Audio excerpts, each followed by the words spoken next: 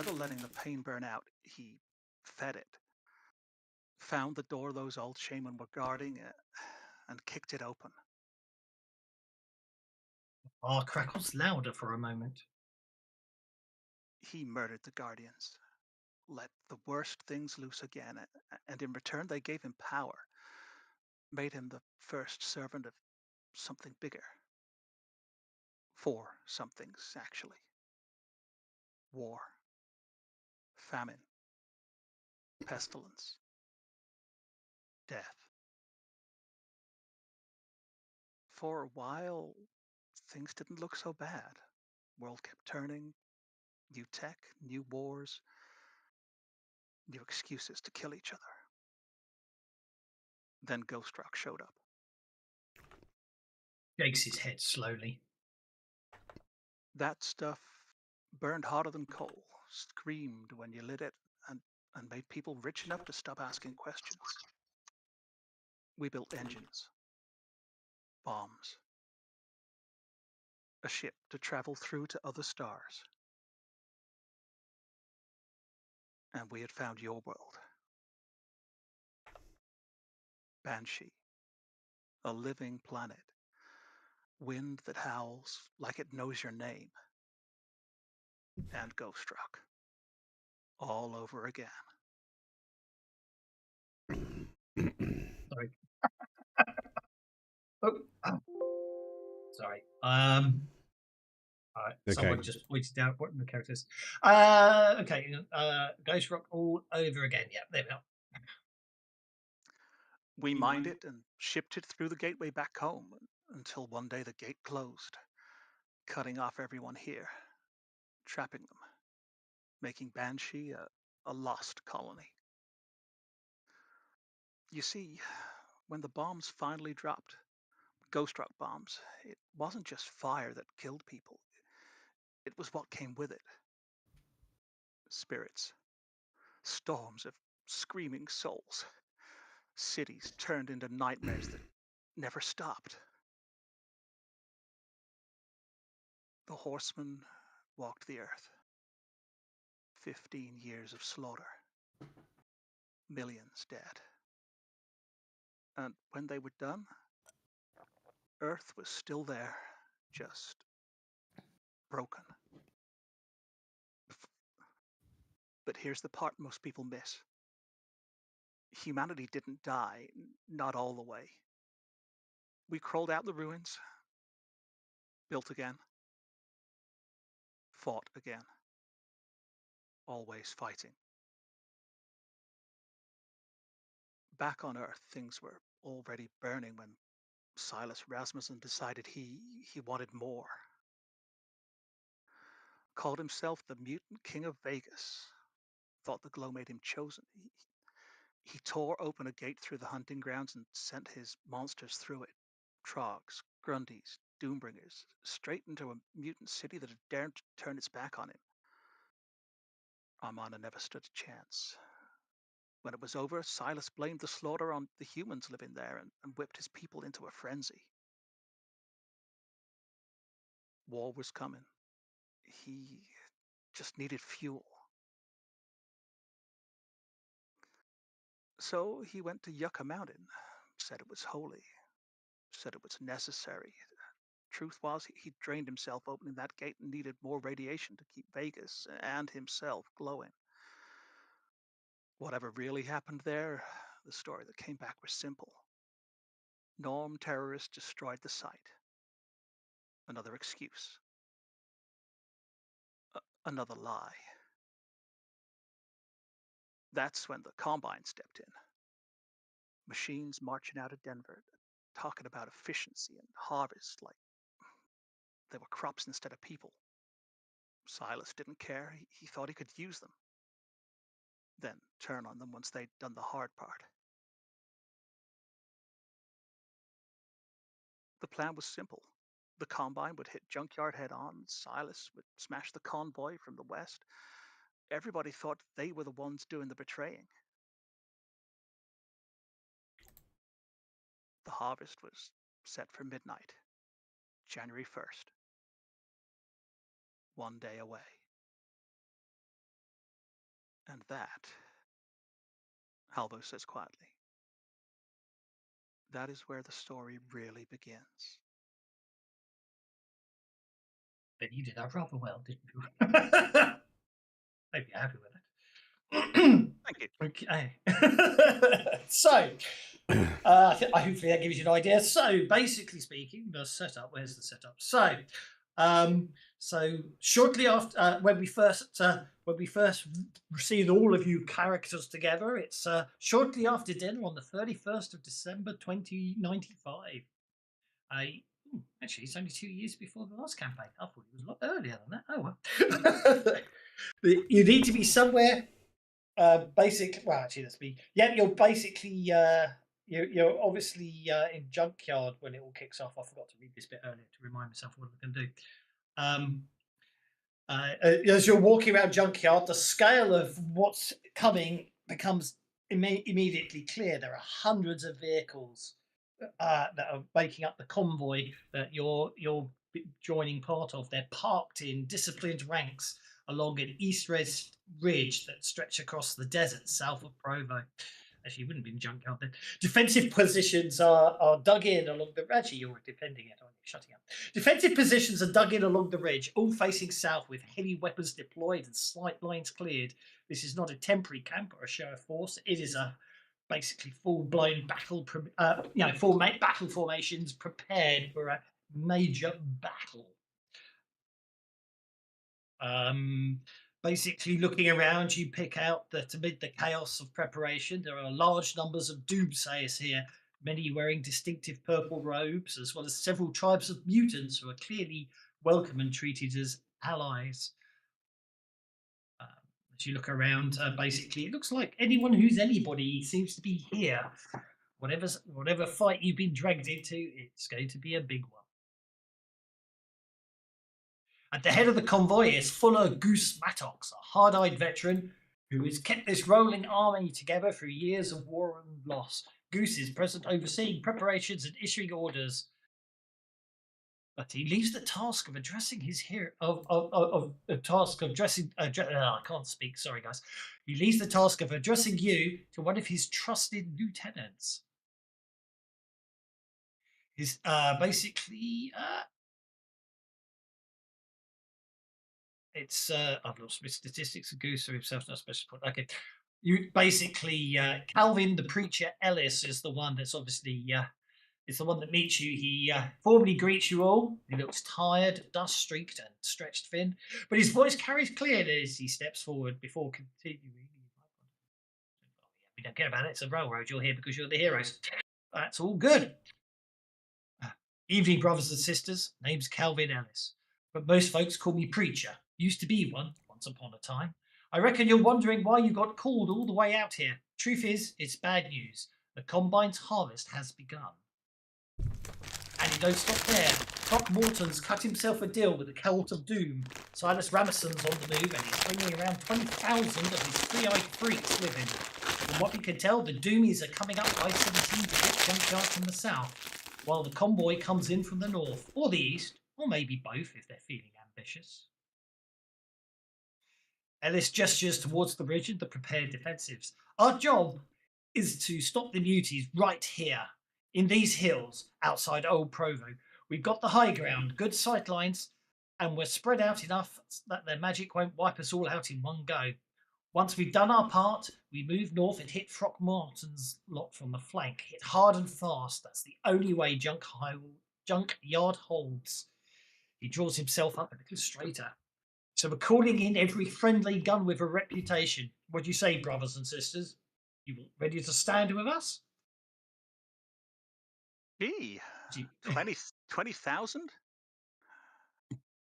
Uh, on a good day, I could maybe take 5,000. That leaves 15 for all you guys. What do you reckon? I'm gonna need more ammo.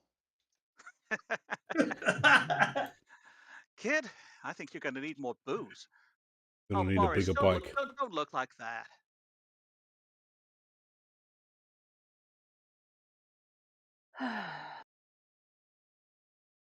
Well, you gotta go sometime.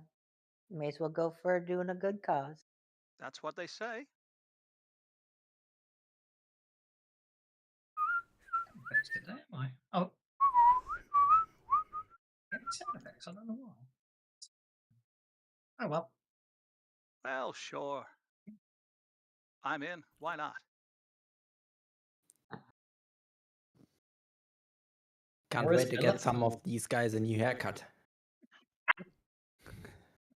I don't have anything particularly pressing going on right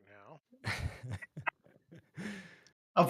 Unfortunately, your characters don't get a choice because Chavez remembers you being here, which is why you're all there. How? But you get to roleplay your answers. And that's the thing I would like to point out.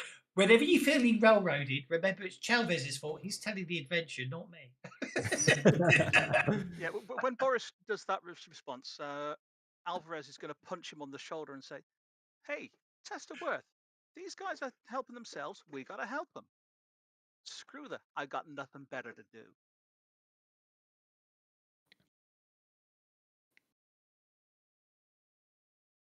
Righty. Boris looks at Alvarez and looks down at his shoulder and looks back over to Alvarez and just turns away.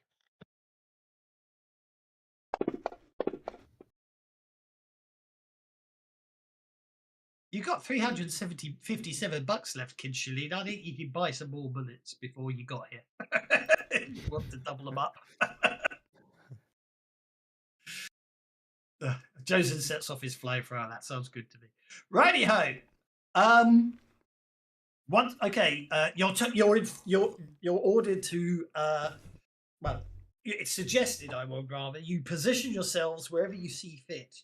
As you look at it, you can either take up defensive positions along the ridge south of Provo, or if you want to, you can search for a more creative vantage point from which to fight. Well, Uh, I'm better up County. close and personal, but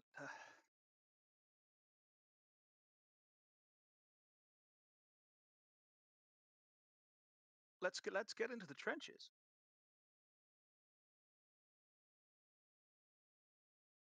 Yeah, let's do it. have some notice checks as you're looking over the battlefield. And the Do we have fortifications. a map of the area, or a vague map, so that we can? Oh get no, an no, no! idea? The whole thing's going to be theatre of the mind. I wouldn't worry too Righto. much. Mm. Oh hell! What are those? I think we. I don't know. Are we all drunk or something? We don't see shit in the dark, or what is it? Get the bad rolls out of the way before you need the good ones. That's what it'll be. Yeah. Josen and well, Dogmeat, but Dogmeat probably doesn't have any tactical. So Josen and Bill, you're the only two that seem to notice it. With all the bravado and everything else, as you look around you look at the fortifications and everything else, you can't help but notice that that's a very disciplined force of defenders you're joining out there. They're well equipped and determined, but there's probably only about 4,000 of them. And if rumours are to be true, there's 20,000 enemy troops heading towards you.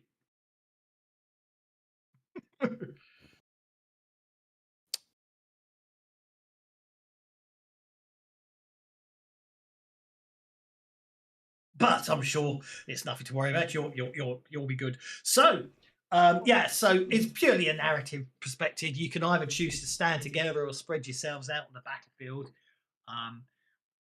It's a slight variation of a quick encounter. What I've tried to do is adapt the quick combat rules from the original original adventure, which is actually a Deadlands Hell on Earth classic adventure. So it's totally where the mass battle rules from Savage Worlds came from. Yes, exactly. So it's going to be an interesting hybrid, and obviously it will still work the same way, and I'll get onto that later on about that. But basically, how well you roll not only decides how battered you are at the end of the fight, but we do get to calculate your body counts for personal kills at the end of each fight. So it's really up to you. But from a purely narrative perspective, you can picture sort of fortifications. There'll be trenches. There'll be units here, there, and everywhere. You can just basically decide here. You can just decide where you want to set yourselves up from a purely narrative perspective. There's no map on the battlefield. Just sort of picture a cross between post-apocalyptic World War I trenches. I suspect is probably the way to go.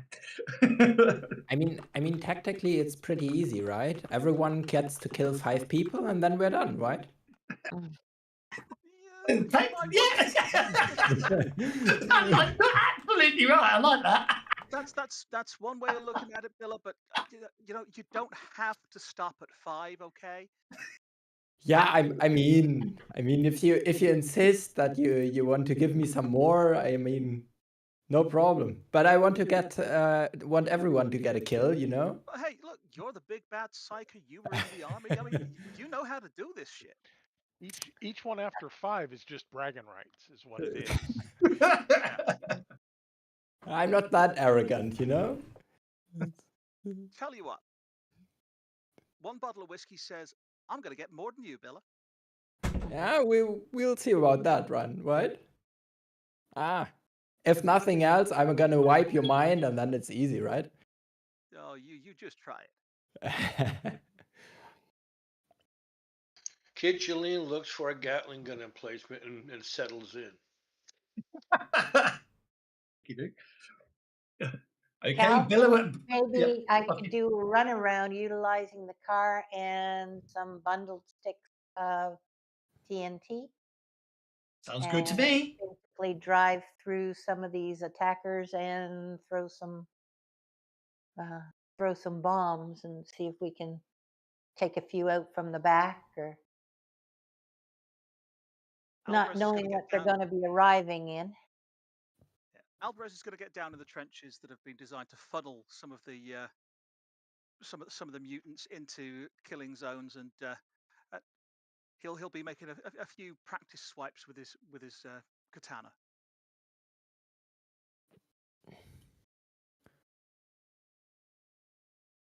Reasonable. Just where does anyone else want to set themselves up? Yeah, I think I'm gonna hold myself to also like a little bit more of a defensive position. I mean, I do have my large club, but yeah, if I think about it, if I need to take out 5 people, scalping 5 people at the same time is a little bit difficult. So maybe I'm gonna use my guns a little more and my psychic power. And when I use them and point to my head, I don't want the enemies to get the wrong idea that I'm pointing where they're gonna shoot. So yeah, probably a little bit more of a hidden position for me. Okay, sounds good. I just leave Boris and Joseph. Boris is going to situate himself on the east end of the line, Okay. looking for an opportunity to flank the enemy. Oh, sounds good to me. Joseph?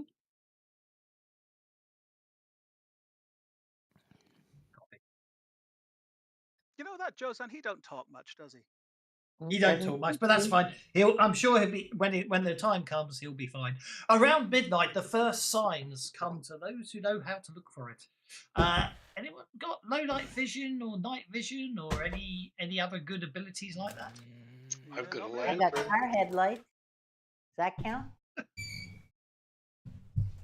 Oh, go on. I'll let you use car headlights. Make a notice check.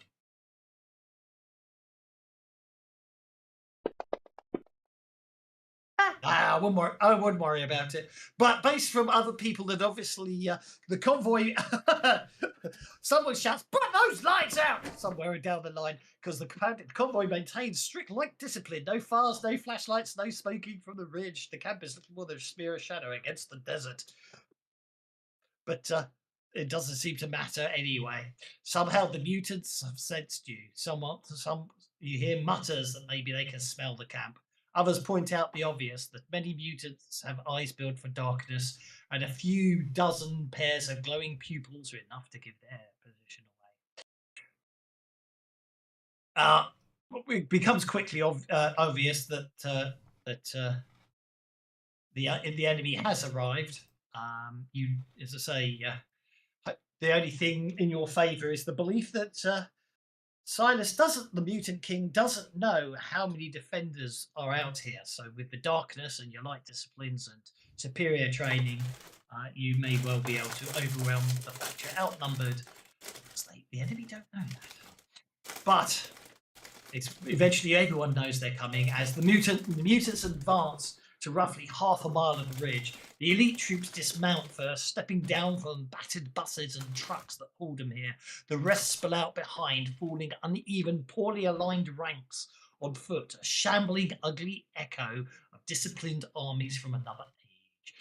For several minutes, nothing happens. Then a voice cuts through the night. It's tinny and distorted, carried on a truck-mounted loudspeaker, but there's no mistaking it. By the tone alone, it can only be Silas Ramazan. I can't speak. Rasmussen. Thank you. I know it's Rasmussen. I just can't say it. I've lost the ability to enunciate my words today. The voice booms, warped by cheap amplification and fanatic conviction. Brothers, sisters, and those in between, our day has come. The Norbs who destroyed our errant brothers in Amana stand before us now. They hate you for your scaly skin, for your sharp eyes, for your great teeth, for your strength that frightens us. They would kill you for what you are. They would mount your three-eyed skulls on their walls and laugh while they do it. The words roll across the desert, carried by wind and hate. But tonight, we strike at their heart. Tonight, we tear down the walls of Junkyard, where mutants are tortured, broken, and made into slaves, where our brothers and sisters and in-betweeners are caged, cut, and fed to animals for the amusement of tyrants, a so-called Iron Alliance. The loudspeaker crackles as he leans closer. We'll show the norms what it is. We'll show the norms that it is they who evolution has passed over. We will they who will serve, they who will be shown the true kindness of mutantdom by ending their pathetic, antiquated existence. Are you with me? The roar from the mutant horde rolls across the desert like a physical thing, pounding against the ridge and rattling in your chests. For a split second, it stirs an old, unsettling memory of packed stadiums before the war, of tens of thousands of fans screaming so loudly the visiting team couldn't hear their own signals. Oh yeah, there would have been verbal. Wouldn't there? There's an abused, half-formed urge to wave your hands to try to quiet them. Silas bellows a few more times, working the horde into a frenzy, and then he shouts the one word everyone has been dreading: charge! Yo, Bua, you see that? You see that really big one there? Yeah. You get that? It still only counts as one. Yeah. Sure. So if that's not 3, I don't know what is. The mutant assault charges forward. A few hundred scream ahead on bikes and jury-rigged cars, bristling with machine guns, rockets, and scavenged weapons. The rest come on foot, thousands of them howling, firing wildly and sprinting across the open ground towards the ridge. The convoy answers immediately. Artillery hidden further back near Provo thunders into life, joined by waves of Junker-built weapons whose designs no longer resemble anything from before the war. The big guns focus on vehicles first, detonating bites on trucks in gouts of flame and twisted metal, and sweep their fire across the advancing troops. As the mutants close to within a couple of 100 yards, small arm fire erupts along the ridge. Tracers cut through the dark, tearing into the first ranks and dropping bodies by the dozen. The ground between the horde and the convoy becomes a killing field. Right, now, just need to remind myself, is there anything here that's secret or should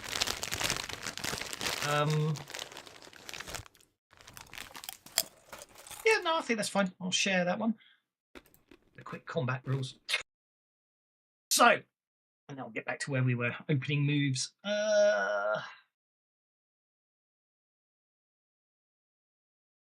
Yeah. Then the mutants reach the foxholes. The artillery falls silent, and then the real fighting begins. Gunfire hammers from both sides as the green robed Doombringers and Doomslayers surge forward amongst the horde, unleashing crackling arcs of arcane power. Nukes, EMPs, MIRVs detonate along the ridge line in a hellish barrage, obliterating fortifications and killing scores of defenders in seconds. Convoy and its allies hold big explosions by the attackers just enough time. Through the smoke, fire, and screaming wind, and hundreds of mutants, they reach the ridge itself. Final salvos rip into them at point blank range, but too many to make it through. They crash into the front lines in waves of bodies, claws and blades, dragging the fight into brutal, close quarters chaos. Right. So, you've obviously been taking part in the fighting, but unfortunately, the beauties have gained the ridge. Hang on, that's the third round. So that's my mistake. Sorry, I've got my order wrong there. So yeah, you got 2 rounds and try to prevent the muties taking the ridge. So that might not happen actually. So as it says there, we're going to be each of these rounds will be like 2 to 5 minutes of chaotic, large scale fighting, in which you each get a single roll. So your base first describe the action and how you're contributing and choosing. Pretty much, well, those are the ones I thought of. But if you can come up with other ones, there's no reason you can't. Then we actually look at the card you've been dealt. So, of course, you may want to spend bennies to change cards and all that. But obviously, that's what defines it. Obviously, clubs means something goes a bit wrong. Diamonds, you keep steady under fire. With hearts, with momentum and adrenaline on your side, and you're getting advantages. And with spades, you're getting a tactical opportunity. Again, from a purely narrative, because this is your chance to shine and just explain how wonderfully you're doing. You can factor in those cards. We'll worry about that when the time comes. Then you get to make the roll. And then we basically, hang on, 5 to 10 minutes of intense fighting. And I said 2 to 5 at the top. So yeah, we'll call it 5 to 10 then. Then we work out your resource drain, your ammo and power points. And then there's an escalation rule later on where basically once it gets to the third round, it starts getting, it becomes more drastic because you're basically fighting hand to hand practically.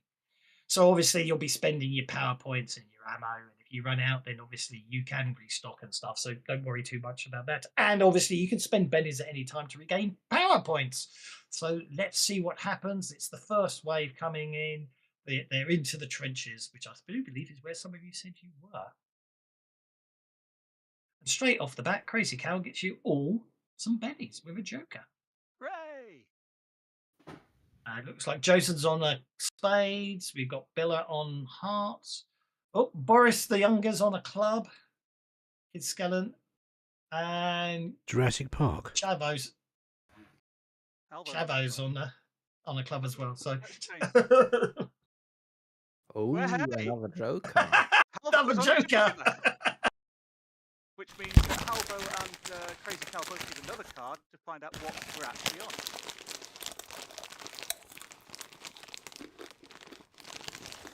What? So. You lost me there. Yeah, You wrote after these the rules. joker, you need another card. Yeah. Oh, you need another card. Yes. Yeah. Of course you decide do. what suit we're on. I mean, we can make it plus 10 for everything, but Yeah, sure. Well, you technically already got the club, so it's up to you. You want to change that. Because I spent the belly to get the joker, so I need another card. And Cal needs a card to find out what we're actually on. Yes, that's what it says. It does say that. So you're on club. Okay, I'm on So the you're a ace of club, Sandra. diamonds. You're on a club. You're on a club because you can't. Well, you can't. Yeah, you can't change your act. You can't. You know what I mean. You've got the Joker bonus, but you'll still have the club, which they will actually count each other out potentially. But you could be a bit clever if you look at your stats there. Oh yes.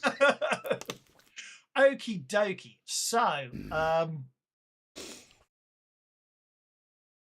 I haven't got F12 set up. That's terrible. Let me set up F12. There we go. F12. So now I can actually see what's going on. There we go.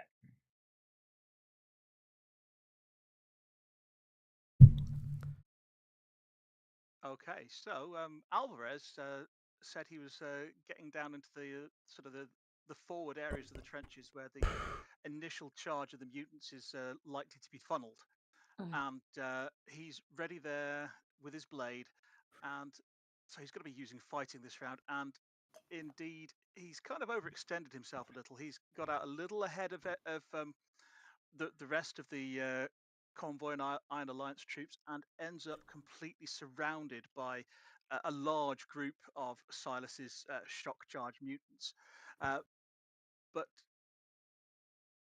even with all of that, it's almost like he's got some kind of divine inspiration, the way that he's fighting, and his blade flashes and uh, cuts down many of the attacking mutants around him. Okay, I take it you're using your fighting skill. I am indeed using my fighting skill. Okay, so it's a -1 penalty because you overextended yourself, but you do get the Joker bonus. Yes, I do.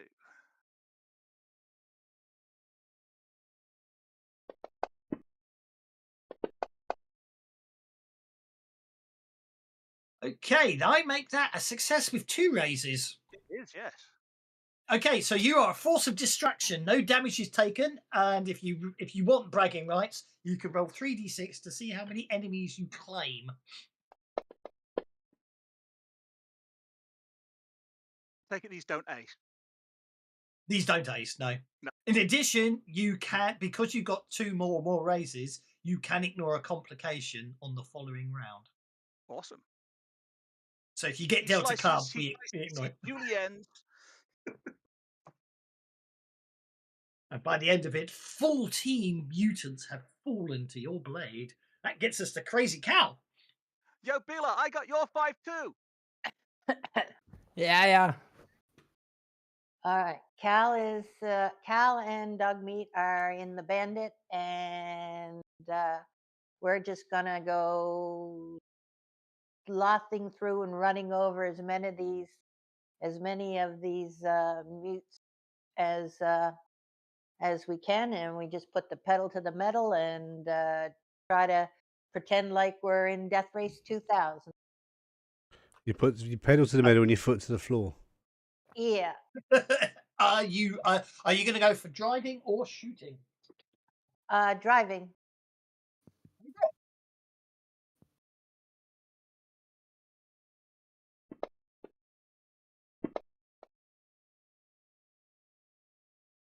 Hang on, did I? Yes, I did. What I should have done is, because you are seasoned characters. Yeah, sound effects aren't working today. Why? I'll give you. I'm not saying you necessarily ought to use it yet, but you should at least have one because you're seasoned characters. 1 conviction, because now I have 2, actually. Yeah, so do I. Armor. So Dogmeat only has 1. Okay, You so guys who? obviously Okay, need something a little more. yeah. So in that I mean, case, I'm very convinced that that's fair, but that's my mistake. I obviously hadn't given everyone 1 point of conviction, so I've now made sure everyone's got 2 points. So how's that? There we go. Okay. Hooray! Whether you need it or not's another matter. Okay, so a 9 Yeah. basically means you got to raise. So you dominate the moment. No damage is taken. You may get to roll if you get your bragging rights for a number of enemies, and obviously you can also narrate your cinematic moment, which of course you should have gotten 2 more raises, but I think you've already done that before. Oh. So yeah, we bandit is just the dust is flying up out of it, and it just looks like this clouded dust just blows right through the the the hordes, and bodies are flying left, right, and center over the interceptor has one of those cattle catchers, so you can ram the cars from behind to stop them, and they're getting flung left, right, and center over the up over the hood, and Dogmeat's just like got her tongue stuck out and just waiting to grab something that tries to get inside. Oh, I love the dog meat touch. Yes, because obviously dog meat is going on their own card, so we'll find out what happens to dog meat. But that gets us to Boris. Who's on the Okay, club? Boris has problems. He was planning on doing some shooting, but it looks like his pistol is trying to do strange and nasty things to him. But let's go ahead and see what we can do here. Yeah, poor sight lines. Oh, it's yeah. Basically, you know what it is? It's unfortunately you went out on the east flank, and unfortunately you got caught up with all the dust and dirt and smoke being churned up by Crazy Cow driving along at high speeds. No, there's a success and a raise though. Oh, that's okay then. So even with the -2, yes, it is because you got to land. Nicely done. Okay, success and a raise. So, well, first things first. Let's find out your bragging rights. 9 kills, and go for it. Narrate your brief cinematic moment. Yeah, he was having some issues with his pistol early on. He apparently had a bad batch of ammo, and things started looking really desperate. But he was able to get things cleared up, and he started just popping muties as they were coming up over the ridge. They were getting a little closer than he liked, but he was able to keep the line from falling. That's the important part. In fact, I'm not going to worry. I mean, look at that. You must be doing some amazing shooting. You dropped 9, but at the end of it, you're only 3 points of ammunition down. Well, I'm not Well, going to talk about the guy that was next to me that got his head blown off, and I took his ammo. So yeah. Exactly. That's the point I was about to make. Obviously, the point is by the end of it all, you're firing off rounds left, right, and centre. It's you're scrounging ammo as you go. Josen, you're up, sir. Okay, well, I'm going to blast them. So I'm going to spend conviction to make sure this one's good. Well, I was about to say you can most certainly spend your conviction.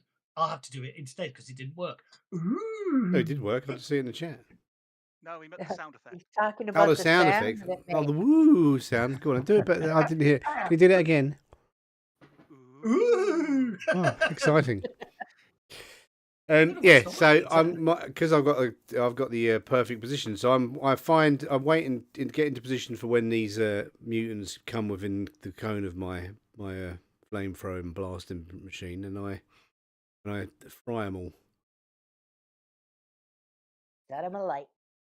What's really interesting is Sirenscape's playing it. It's just not getting picked up. I mean, I heard the new Is Sirenscape sound Genku effect, doing right? anything? Yeah. Is it me not hearing? Is it me not hearing? Is it me? Is it me not Oh, hearing him and you are hearing him? We aren't hearing it actually. Genku bot looks like he's not making any noise. Yeah, I think he's muted, completely muted. For me, at Normally he least. should be lit up the whole time. He's He should deafened, be lit but up the whole time, shouldn't he? Yeah, Let's see what's going on. it's Let's- written as Let it input output deactivated. Right. Let's You broke he it. should normally be he should normally have his headphones on, but he shouldn't normally be muted. Let's just see if he yeah. He had Right. his headphones on, but he wasn't Yeah, wasn't so- green. Kenku bot's playing beautifully for me if I take him out of chat. So he is working. He's still He's still not lit. he's still not lit. I wonder what's going No. on. Can you Weird. right click him and maybe the input output is actually deactivated? So like he's muted within Discord? He's not muted. I don't know what's going on. Okay. Weird. I'll have to fix him another day. Oh well, I'll have to just okay. Well, I'll You just have to make all the noises. You'll have to get Yeah, your we have voice our down. cheat I need a codes too. flamethrower noise in a second. When I use my flamethrower, must be a good one. Hang on.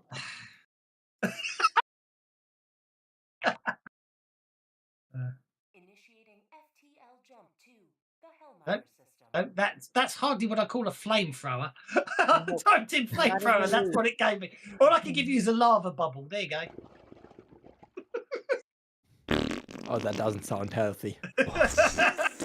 It doesn't, does it? Okay, make your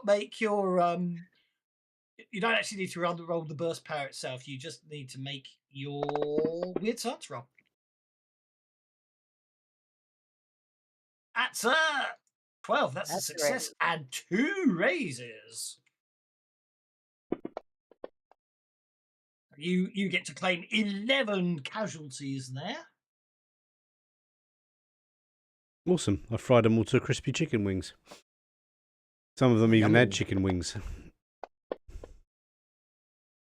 And at the end of after the end of the first round of combat, you have only expended 3 power points.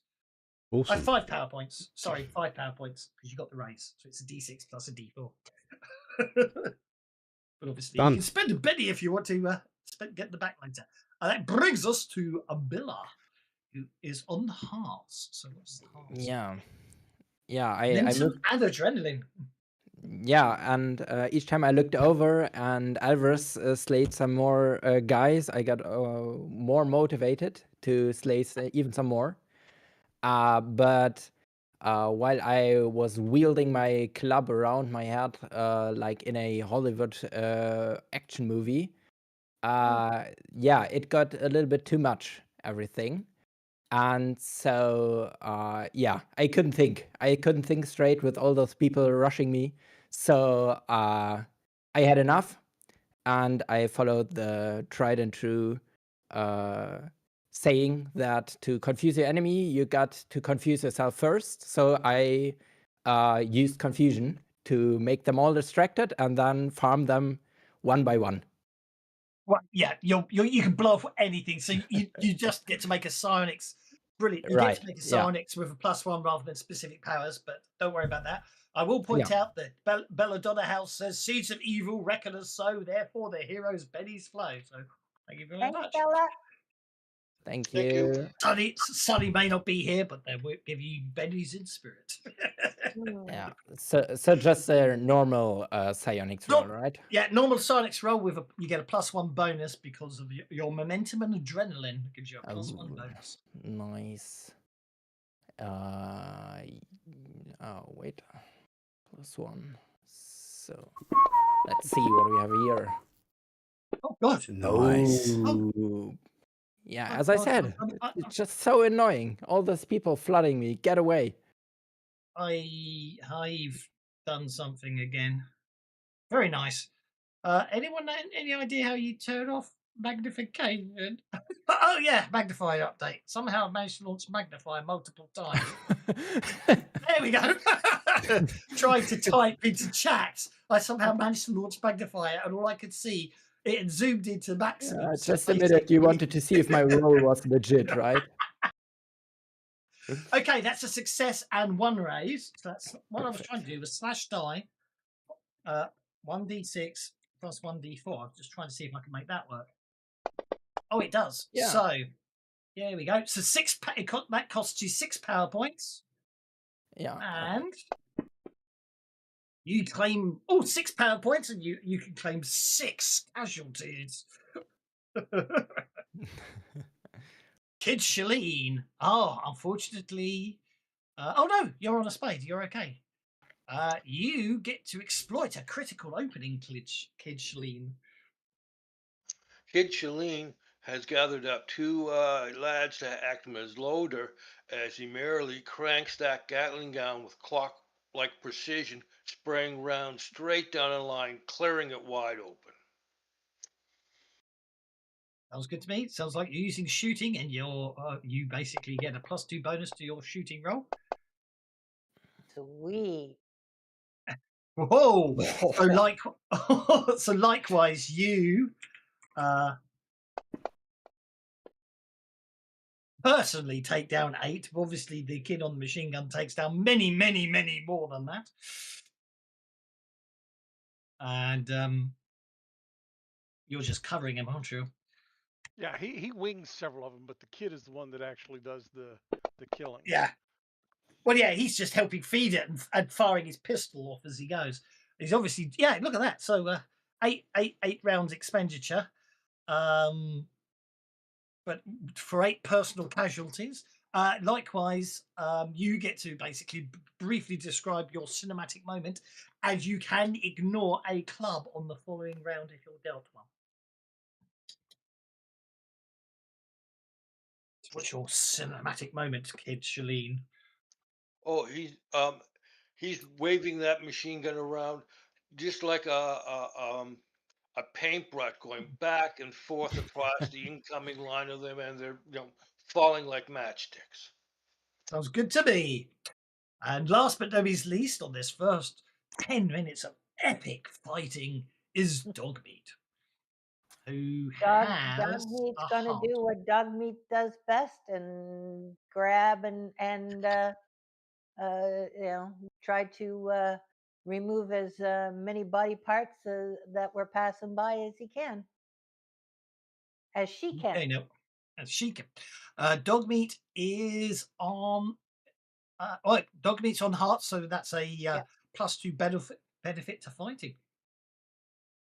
All right. Come on, girl.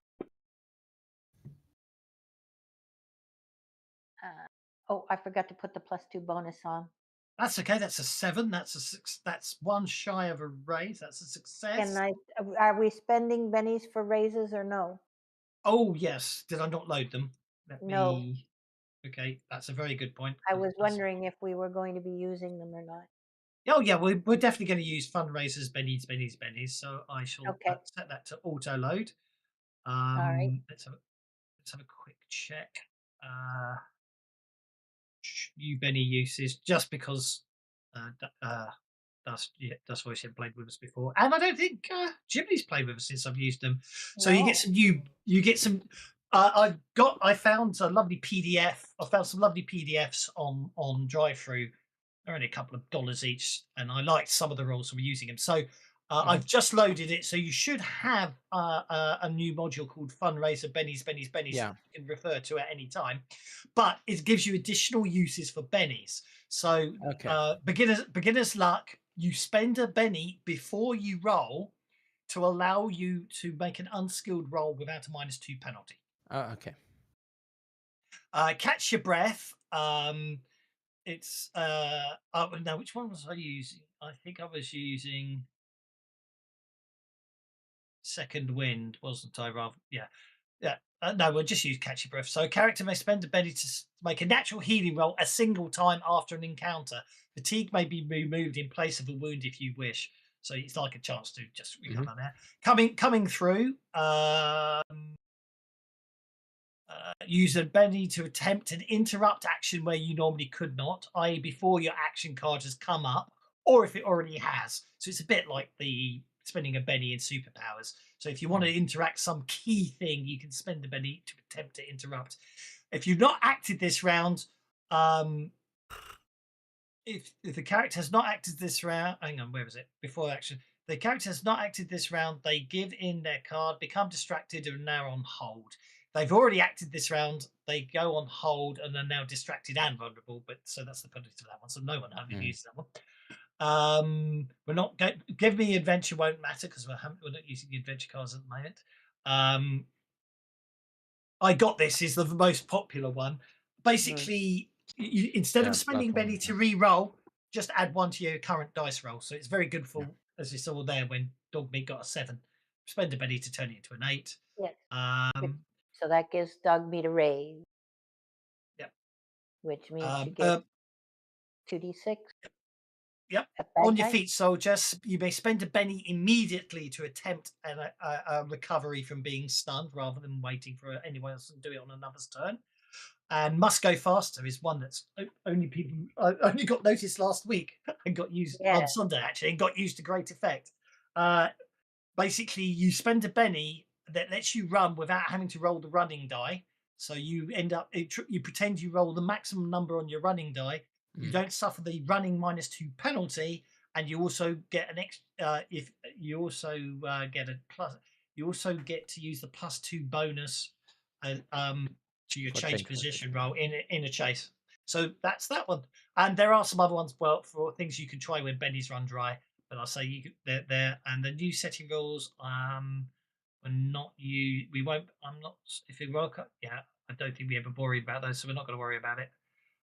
The only other one is if you ever on the 2 of, if you ever get a card that's a 2, let me know.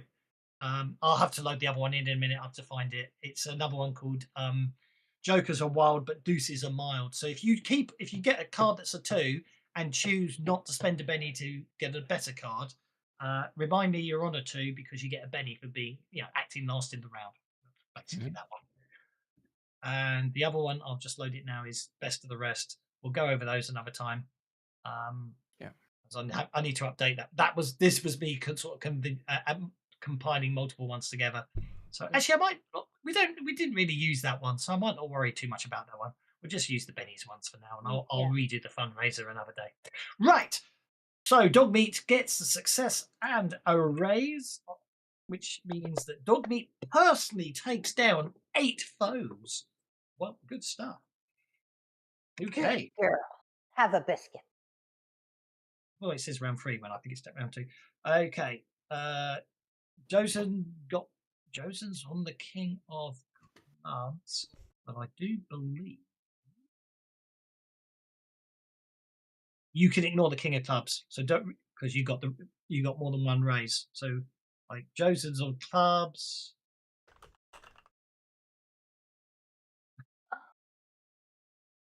Dogmeat's going to, unfortunately, maybe Dogmeat falls out of the vehicle. Who knows? No. We shall see what happens. Josen, you're going first. You are on clubs, but because of you got 2 more raises last turn, you can ignore the complication, and therefore you'll just make unmodified rolls. So this would have been the fighting. They're basically the mutants are forcing their way through the foxholes, pushing the defenders back. They haven't reached the ridge yet. That's next round, which is when it escalates. And yeah, you're being pushed back this round, but you don't have any penalties. So, Josen, what do you do? Well, they're pushing through foxholes. That means they're in tight spaces, does it? Yeah, the Well, then- fighting's in the foxholes. Yeah, Oh, I can burn them in the foxholes then, can't I? you certainly can. But I don't get the -2. No, you don't get the -2 because you get to ignore the penalty because of your last round roll. Oh, okay. What I'm going to do then, don't you? I'm going You're to going to fry make them. a fuckers. weird science pyro roll. Go for it. Okay. Do I want to Benny that? Maybe I do. That's a success with a raise. It causes you'll get to burn 2d6 enemies, and Yeah, I'll stick with a 10. okay. Or it turns into a crit fail. Oof, that was a much more powerful round though. It cost you 7 power points. Okay, you've got 20. Well, I've used the Benny and got 'em back. Yeah, and your conviction is going to expire unless you maintain it. Just to warn you.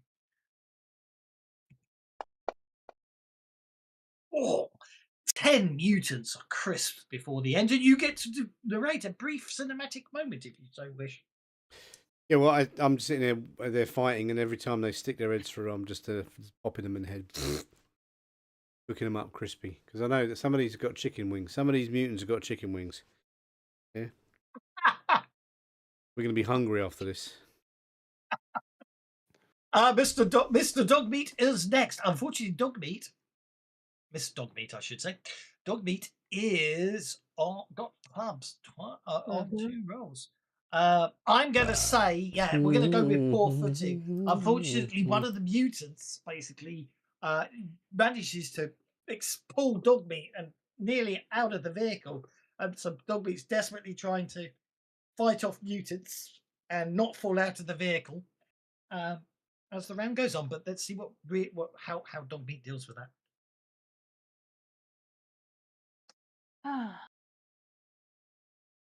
I can use my fighting again for a bite, right? Or Yeah. should I use my athletics to get myself back in the car? Well, this is where you can sort of, because it's Savage Worlds, it's all about metagaming. Fighting's only a -1, but athletics is a -2. Oh, okay. So we're definitely going to use the fighting, and she's going to basically grab a hold of somebody that's closer to the car that'll help her try to regain her footing. No problem at all. Go for it. Come That's a success. Basically, that's all good. 'Cause that's a 5. So basically, net result is dog meat will suffer a point of fatigue from being Okay. bashed and battered a bit. But that's all good. A success, 1d6. Oh, albeit only claims 2 this round. But Crazy Cow, you are on hearts. So that Yeah. you are on hearts. You are using another skill, so that gives you a +2 bonus Mm. because you have momentum and adrenaline. Well, Crazy Cow, she'll as she pulls out through the crowd on the other on the other side, puts it into a four-wheel drift, bringing it into a 360 and rolls, or a 180 and rolls right back through again, and just kicking up the dust and flinging them left, right, and center. There's no braking involved. Go for it.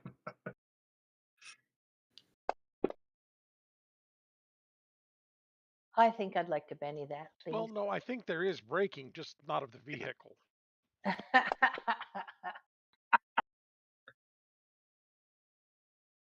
You do have uh, a +2 bonus, so that was a 6, and that second one's an 8. So you yes, got the race on the. I'll take the 8, please, and Yep. that's a raise. That's 8 foes if you're counting down to yourself. Yeah. No damage to yourself, and if you wish to narrate a brief cinematic moment, you may do so. Okay, well, Don't sort of what I just don't have said. it. That's absolutely. I don't have a problem with that. I just send Boris, them the sending them youngest. flying, and she reaches over and grabs the dog meat's back and helps pull her back into the car. Brilliant. I love it. Boris, you have a tactical opportunity. Well, they're down in the trenches at this point, so I need to do some fighting because that's what I do best. I'm going to whip my sword out and see how many of these buggers I can chop. Okie dokie. +1. Well, I noticed I left gang up in there by mistake, but that's okay. Come on, roll the die. There we go. I can do better than that. I can do better than that. Put the +1 back in. Drop the Benny on the right spot. I told you I could do better than that. Yeah, there you go. That's a success in 2 races. That puts you up into the 3d6 range. Oh, those dice weren't kind to They you. started running away from me is what happened. Indeed. Okay. Well, you got a success, and you. Oh, I forgot to mention. I forgot to check. Josen only got the raise this time, so you got a success of 2 races. So you drop 9 foes purely by yourself. That definitely can be. You're obviously dropping more, but the others probably can be counted as assists and stuff. And obviously, if you wish to narrate a brief cinematic moment, you can, and obviously you get to ignore a complication next round. It was so effective. Oh well, absolutely. You see, I was fighting this one mutant. He had 3 arms, and so I mean, I had to kind of pay attention to what was going on there. And another mutant decided to jump down into the trenches behind me, and I didn't notice him at first. And whenever I took a swing at the 3-armed mutant, I slipped in the dirt and spun around and slit the throat of the one that was behind me. And Oh, he kind of looked. We both kind of looked at each other like, "Oh, that was interesting," before he fell to the ground. Brilliant. Good stuff. Just accidentally slitting people's throats. Yeah. That brings us to Kid Shalene, who Kid Shalene's going to continue to spray with his Gatling gun. he's steady under fire. oh, Drop a Benny to make that an 8. You most certainly can do so if you wish. Okie dokie. You drop a Benny to make that 8. You narratively nabbed the machine gun, so we're not going to worry too much about that, but we'll work it out in a second. Just It's actually, if you're doing full auto, that's 40 rounds, isn't it? uh, okay, so that's seven dropped. And just for pure interesting, 1d6. That's it. 1d6. 1d6. Curious.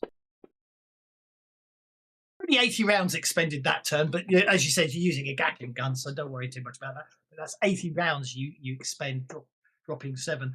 But you did get a success with a raise, so you may narrate a brief cinematic moment. Yeah, Kid Shalene is almost dancing around the tripod with the Gatling gun, cranking furiously as he possibly can, just spinning that handle. And his lad is just jamming more bullets into the next clip, getting ready for a quick swap. It's good to be. And Billa, it looks like you have got a tactical opportunity. Yeah, I while I confused and distracted all my enemies, I looked over and saw that the dog already got more kills than me. So that can't be happening, obviously. What happened to good old thing before doing? No elegance with those brutes. Well, so decency is out the window now. Here go bragging rights. I'm convinced that I'll get more kills than the dog at least. So I'm going to spin to win with my large spiked club because it's like the Matrix when everyone's confused and I can just slam my club over everyone's head. Okay, that's a +1 with fighting on spades, but that's okay. Yeah, plus fighting. Yeah. Where's my fighting? Right here.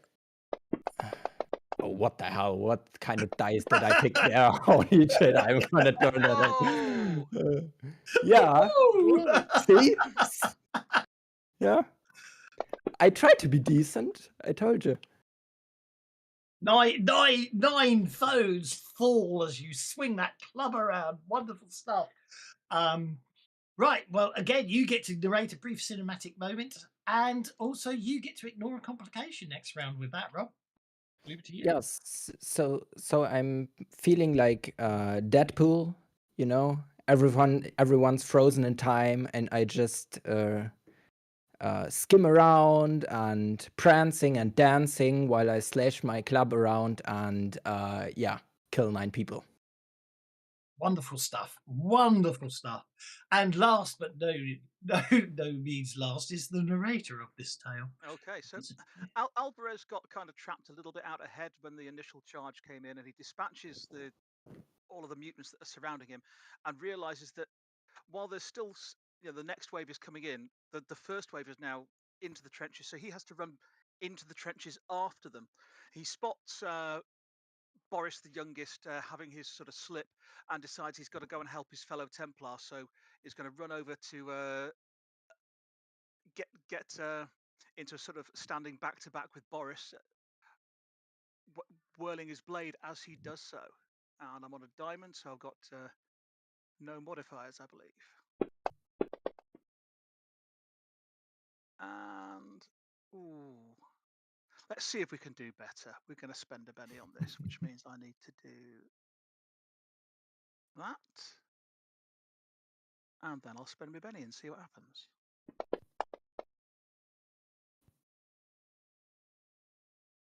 Oh. It's worth one more to try and get the 2 raises, I reckon. Well, I didn't, but never mind. Still got a raise, though. I was just looking ahead, for reasons I cannot even begin to understand. It's an awful lot of text actually, but a whole section of the adventure didn't actually appear in the module. Fortunately, I still had the M3L, but it's going to look very funny when I start doing it because I literally just copied and pasted it in with all the double quotes still there. But anyway, wonderful stuff. Okay, so that's a 10. So you get to claim 2d6 foes. Oh, That'll do. that'll do. 10. And what's How your the hell narrative? did Alvarez get more kills with a worse roll than me? Well, right. I spent a Benny there as well, which triggered some of his blessing the saints. So Alvarez kind of sprints in after the first wave of mutants, trying to get to Boris, who he saw slip down.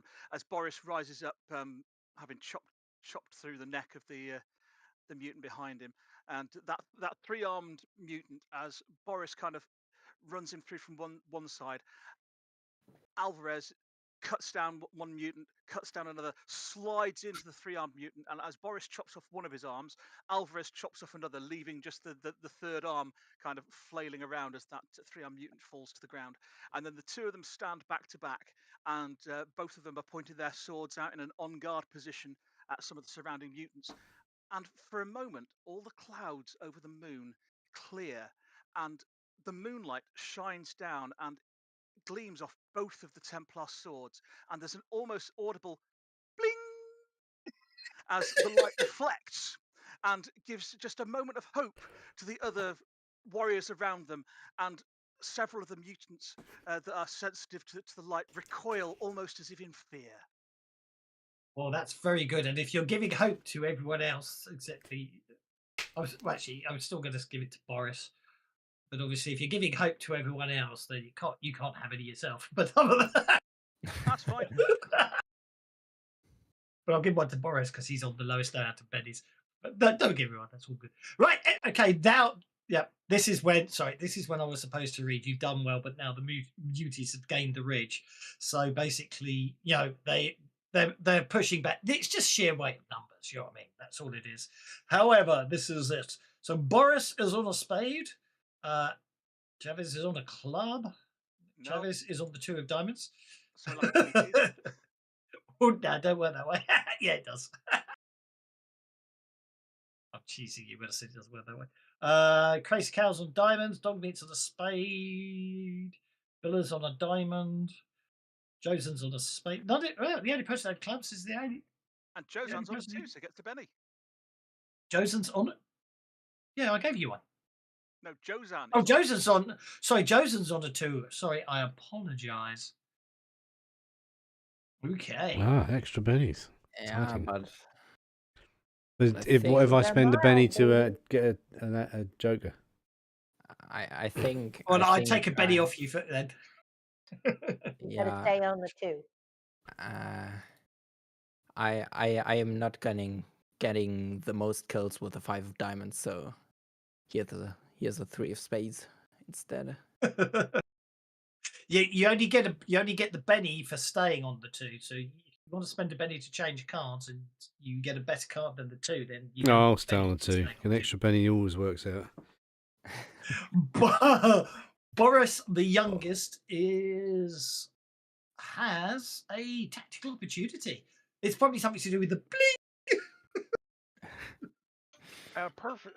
Actually, that's absolutely perfect because what I'm going to do is I'm going to yell support to Bila. Bila. Bila, yeah. Bila. I'm going to yell support to Bila and to Dog Meat. Oh, I love it. I'm going to support both of them. Okay. Using my battle, I'm going to tell them who to attack and where to attack. I like it. Oh. Wow. Lovely. I will spend a Benny to turn that into a 16. To give them the full +4. Nice. Okay. Now, the point being is, you still are fighting, obviously, while you're shouting the support. So you still take down 8 foes this round. His voice is mighty. But your voice is mighty. You take down 8 foes this round, but you do grant a +4 support to Dogmeat and Billa as well. It's Shalene, who is on a diamond, so that's just steady under fire. Yes, he's going to channel his inner John Wick and go to close quarters combat with his twin 45s and see how many of them then he can take down with a bit of gun dancing. Okie dokie.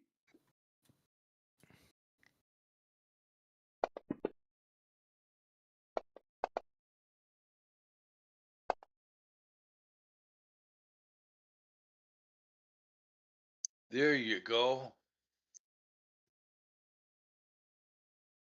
Wow. 21. Wowzers. That is 11 if you're going for the bragging rights. But it is 2d6 rounds. Shoot so well, one bullet went through 3 of them. Indeed. It'll cost you 9 rounds on your guns. Thank It's you. up to you how you want to split. You can split them between the two however you want. Or just take them off the ammo count. It doesn't really matter. I just closed that. I just closed the quick combat window by mistake. That's fine. Okie dokie. That gets us to Crazy Cow.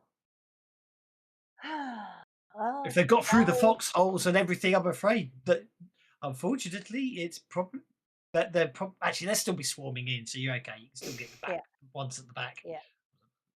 This time we're going to drive through and then we'll start pumping out a few of these rounds of dynamite and go for some explosions. Sounds like And run athletics some to me. over too. That sounds like athletics if you're tossing out dynamite. And throwing dynamite. Yeah. Yeah. I think Oh. we'll leave the dynamite to dog meat to throw. I'll drive. I like it. I'll drive, you shoot. Dog meat sticking the dog meat. You've turned the cigarette lighter around, jammed it back in so it's hot, and dog meat's just popping the dynamite in there for the throws. Exactly. Ooh, it looks like you've crashed. No. Oh, it looks like you've crashed. All right, here we go. One of those. Come on, spend my conviction. Here we go. And then we'll try that again. And we'll spend a Benny to make it an 8. Spend a Benny to make it an 8. Okie dokie. 8 foes fall under the wheels of your vehicle, and dog meat is lighting dynamite by the sound of things. Yes. Dog meat is Dog lighting meat got +4 dynamite and bonus. spewing it out And of the has car. a +6 bonus, in fact. Dog meat has a tactical opportunity, and also has a +4 bonus. So dog meat gets +6 to this roll. Dog meat, unfetch. Yeah. That's an 11. Yes. Which is I'll fine. spend a Benny to make it a 12. You can certainly do that if you want to. Just because I think Billy will get upset as dog meat explodes 10 more foes. Dog meat gets to ignore a complication next round. Billet is next. Ridiculous, this dog. Yeah, so wonder. apparently function wins over form. Yeah, so I'm listening to Boris to direct my stuff, and I'll use the 5.56 millimeter gun.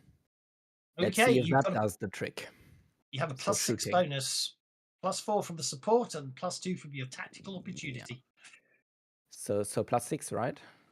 +6. Perfect. And a shooting roll. Let's see. Oh, that's what I'm talking about. Okay, you need to cross off 10 bullets. Yeah. But you put down 14. Yeah, finally. There you God. go. That's what I did that for, was so you quit complaining. Thank you. You also get to ignore a complication next round. That brings. Oh, do you want to maintain your conviction? Sorry. Yeah, why not? I forgot to ask. Just pop a Benny in chat because I forgot to ask you. Yeah. All right. Before I moved you on, but I should give you your conviction back. Josen, you have your conviction expiring at the end of the turn. It's up to you if you maintain it or not. Yes. Well, that's easy enough, done it?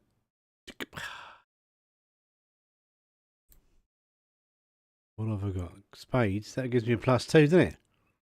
It does. Sorry, I forgot. I mean, you have a tactical opportunity. Yeah, so after they've all started jumping out these holes, I found a nice spot again to give me a tactical advantage, and I'm just burning them, or burning the ones as they're about to attack my friends. They're getting crisped again, because again I want them chicken wings. Are there any chicken amongst I'm them? hungry, fella. Mutants with chickens. You got some nice chicken wings, boy. You got pretty wings. I like your chicken wings. 2 raises, isn't it? Yeah. That is a success with 2 races. Yes, sorry, I was looking ahead. Yep. So you get to ignore complications next round. Oh, actually, That's I using got to weird- add the +2, so that makes it. That's still not enough, is it? Or is it? 12 plus 4. Yeah, Yeah, so that that'd makes make it 3, Yeah, wouldn't it? 17. Yeah, that'd be 3 enough. races. That's more raises. Yeah, here you go. Huh. How many of these Plus Farkers did I 1d4. kill? How many chicken wings have we got for lunch after this fight? Okay, well, first things first, let's see how many power. You expend 7 power points and put down 12 of the bad guys.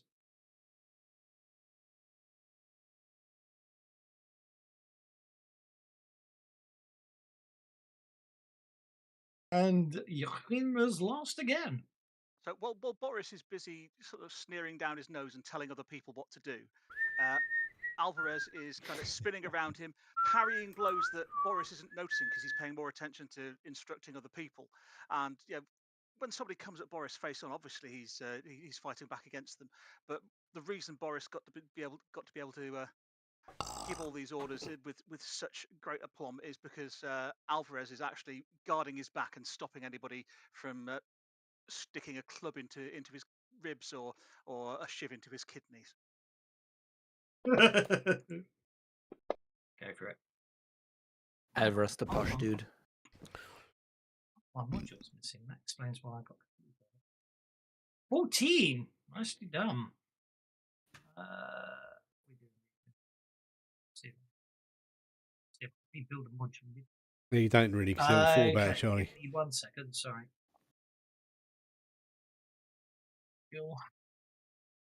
No, campaign. There we go.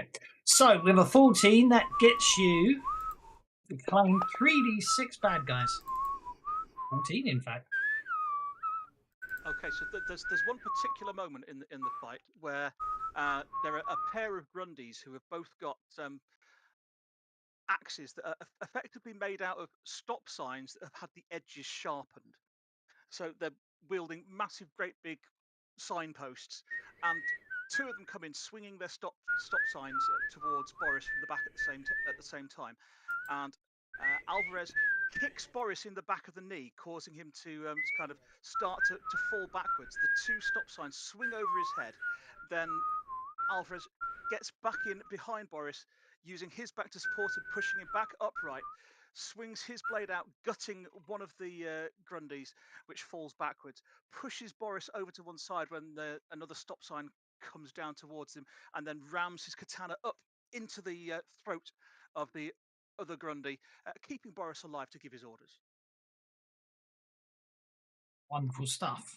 And he finishes that off with, will you stop telling people what to do and pay attention?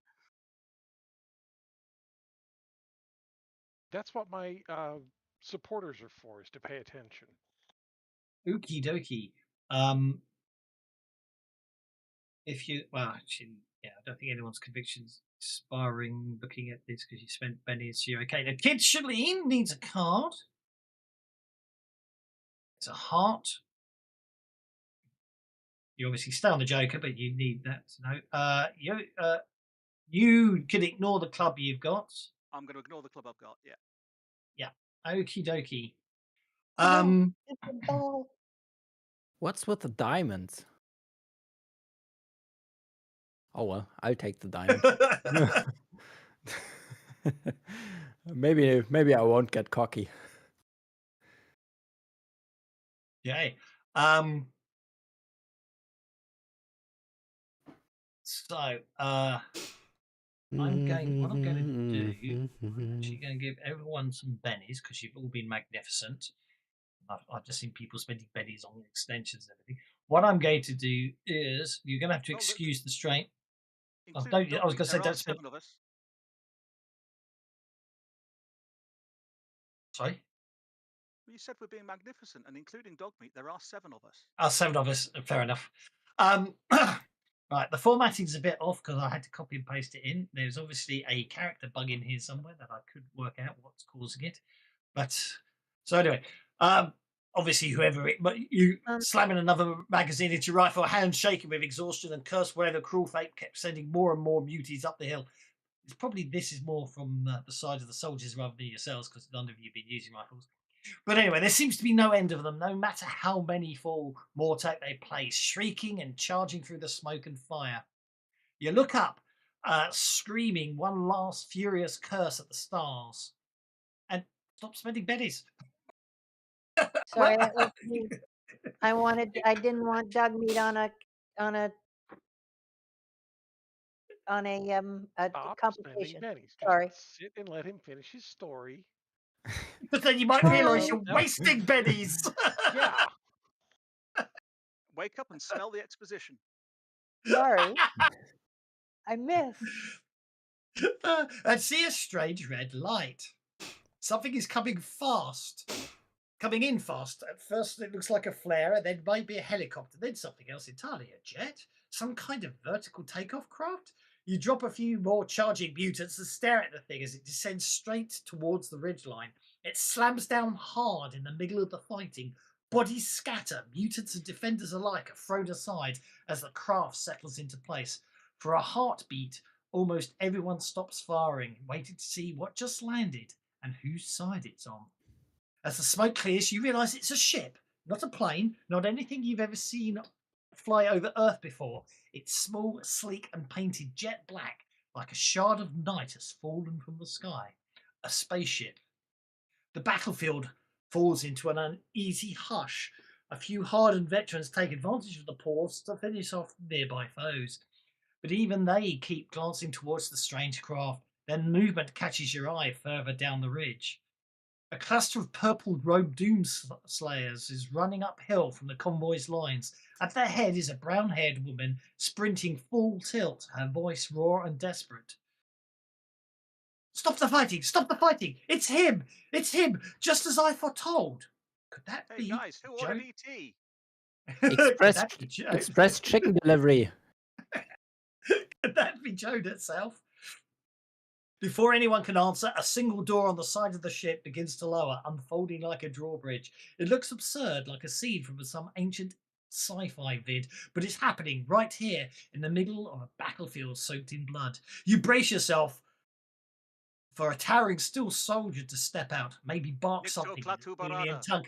Yeah, I was just thinking that. Mm. Instead, a giant robot emerges. Oh god, it is going to say that, isn't it? It's a Atu tall, Barada Nikto. it's tall, pale white. Its surface smooth. Oh, evening, Alan. How are you? Its perfect surface smooth and cold. In the centre of its head burns a single red electronic eye, blazing like a star go wrong. It steps forward, servos whining softly, and when it speaks, its voice booms across the ridge. Mechanical, amplified, unmistakably British. I am the Harbinger. Mutants, lay down your weapons, for I am more than the Harbinger. Much more. I am Dr. Darius Hellstrom, and I am your master. Every waster's heard Jones' prophecy that a pale harbinger with a single red eye would rise to lead the mutants into a new age of peace and prosperity. No one imagined it would be this, a 200-year-old mind preserved inside a towering machine. Joan doesn't hesitate. She reaches the ridge, drops to her knees before the robot, her escort following her example. A handful of friendly mutants kneel with them, then dozens more, then hundreds. You watch in stunned silence as Rasmussen's horde begins to break, not in panic, but in reverence. The robot raises one massive arm and points towards the attackers still standing. Lay down your arms. Weapons fall to the dirt, claws unclench, the charge collapses into confusion and awe. But Silas Rasmussen is not ready to disappear quietly. His own voice erupts over a truck-mounted PA system, shrill with fury. What are you doing? doing? Fight, my mutants! This is a Norm trick. Hellstrom is dead, a sacred martyr. Fight! Fight! A few Trogs and Grundies obey, lunging forward mindlessly, but most of the horde hesitates, caught between a screaming tyrant and a robotic prophet. Hellstrom turns his head slightly. Its voice rises, drowning Rasmussen out completely. It is written that I, Hellstrom, am your maker. This pointless war against the pitiful norms is not my bidding. Turn now. Return to your holy city and await my arrival. These humans will not harm you if you obey. Another voice cuts in, rough and commanding. Bruce Mattox shouting from below. You heard him. Any mutant heading south doesn't get shot. Anyone disobeys that order, I strap them into the front of my truck when we go to fight the Combine. The vast majority of the mutant horde drops their weapons and melts back into the darkness, tails and all.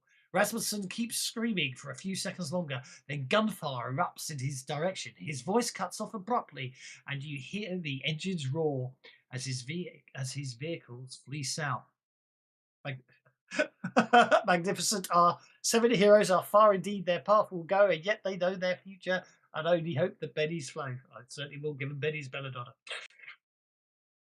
Silence falls, and then the cheers start. At distance at first, rolling along the ridge, growing louder as it spreads. Exhausted, blooded survivors shout, laugh, and claps where they stand. The battle is over. Alvarez Down my cleans bug. his sword.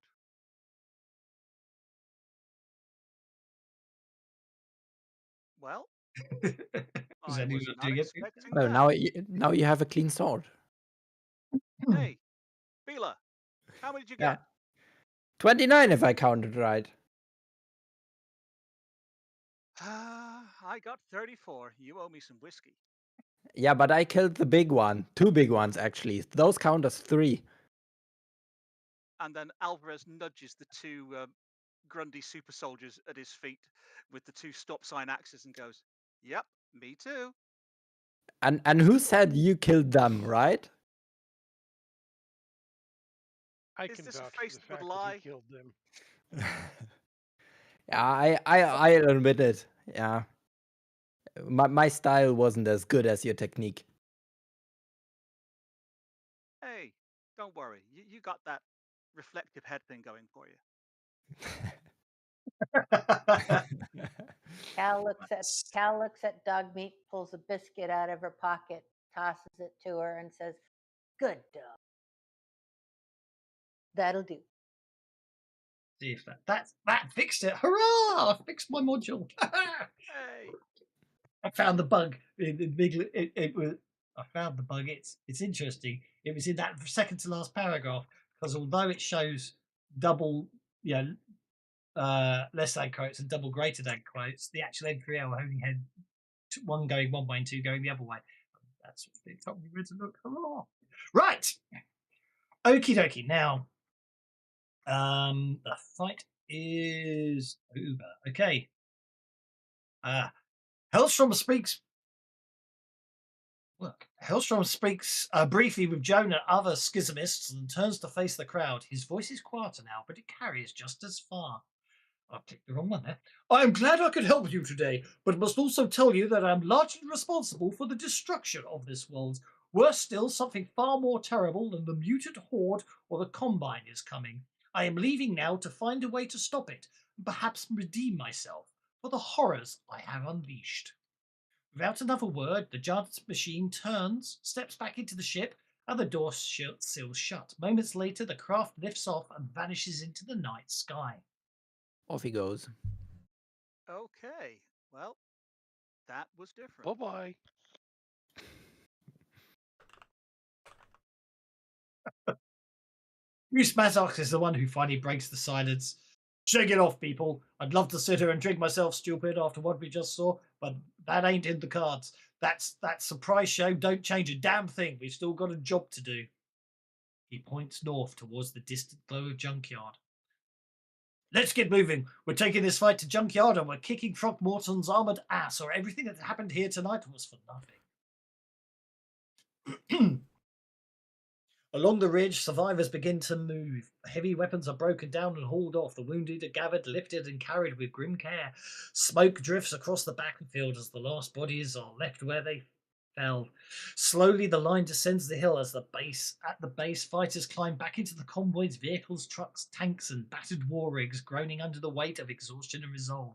Engines rumble to life one by one. Headlights flicker on, and the long column begins to roll north. Ahead, Junkyard awaits for another bloody fight.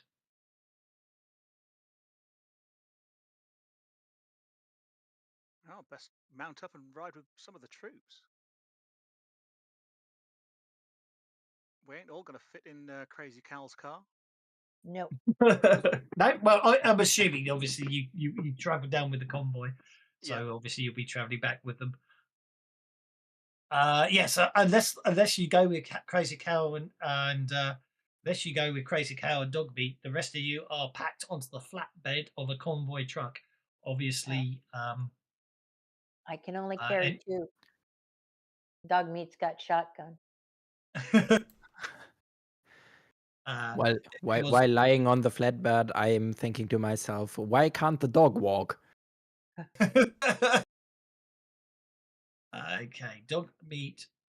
Yeah. Anyone. Yeah. Fatigue goes for anyone who had it because you get time to rest on the vehicle back. Also, the journey back will recover any power points that you had yet to recover. Okay. Does dog Yeah. meat get her? Oh, she got her fatigue back. Good. Yeah. So Crazy Cow, you basically keep pace with the convoy with your headlights blacked out apparently. About 5 miles short of the city, the lead vehicles, those carrying Goose Maddox, Preacher, Ellis, and Wayne Jack Robert Holland, slow to a halt. The rest of the convoy follow suit. The driver of the vehicle that's driving you lot and obviously some other troops brakes, kills the engine, and climbs partway out of his cab. He lights a cigarette despite the danger and leans against the door, staring north into the darkness. After a few long minutes, he turns back towards all of you, adjusts his battered Mack truck cap, and clears his throat.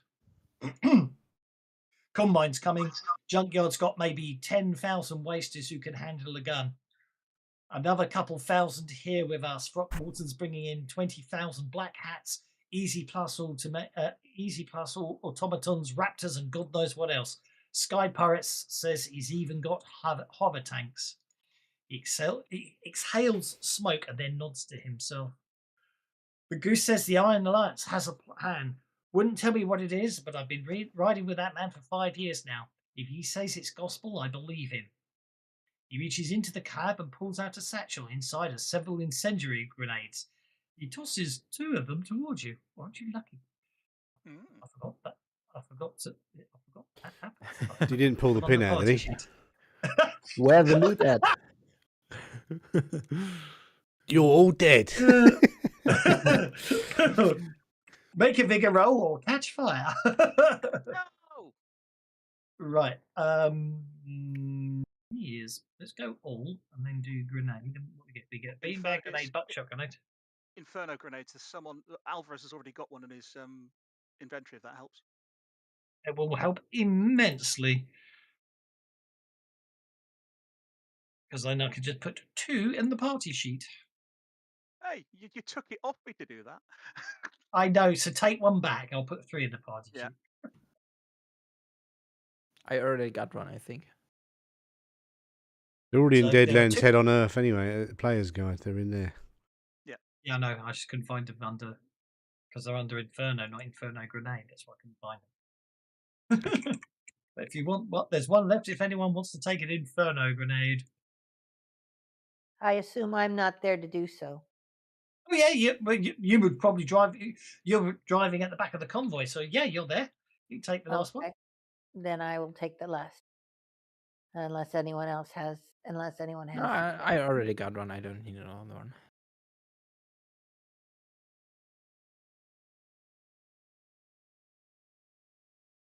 I shoot better than I throw, says Shalene. Okay. Our orders are simple. We look for mobile artillery. We take it out. Any red hats we see, 2. Don't ask how we're supposed to do that with a flatbed truck and a couple of grenades, but Goose says that's our job. So that's what we're doing. Hang tight. When the signal comes, you'll know it.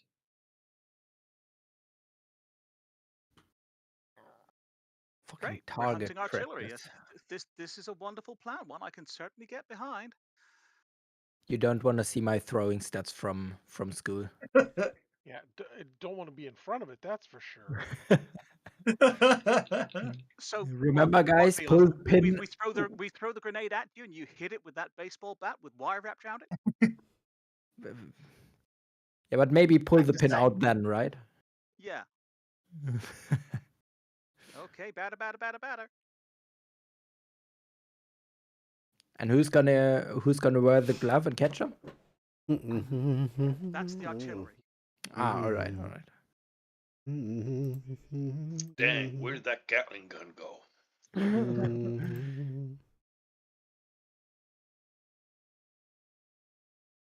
Home run got a new meaning. Okay. So who's riding in the flatbed and who's riding with Cal?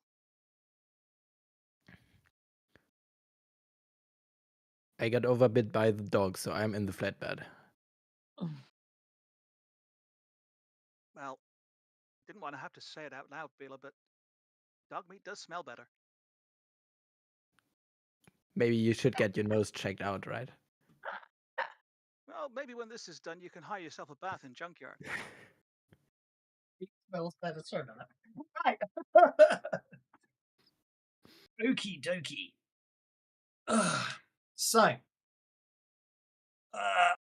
it feels like hours, though it's barely been one before the night finally comes alive. Far ahead, flashes of light streak across the sky. Raptors scream overhead, trading far with surface-to-air missiles. Explosions boom above high junkyard walls. I guess that's the Where it's signal. coming. It's up here.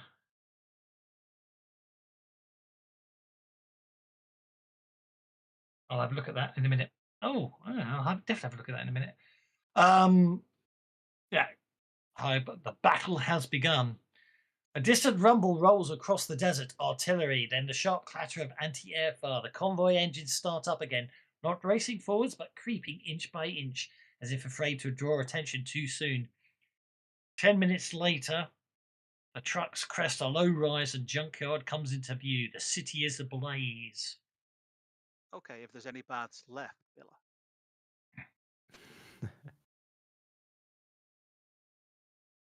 Just try. Yes. So, the city See if I is can. ablaze. So, right. This time it's a nice straightforward assault. This one, you know how it works. It's another quick combat, but this time it's just a straightforward assault of the artillery. Be You're very, very literally quiet. We're hunting artillery. If it moves, kill it. If it doesn't move, kick it and then kill it. exactly.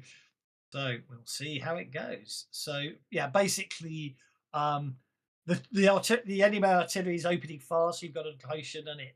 The trucks move in as close as they fear they can. Obviously, they can drive a bit faster during the barrages, but when it gets to a certain point where they think it's safe, the best way to have the act of surprise is to continue the assault on foot from here. Because at the moment you're behind the artillery, but if they know you're coming, then it gets worse. So basically, you get to narrate how you each individually assault the artillery area.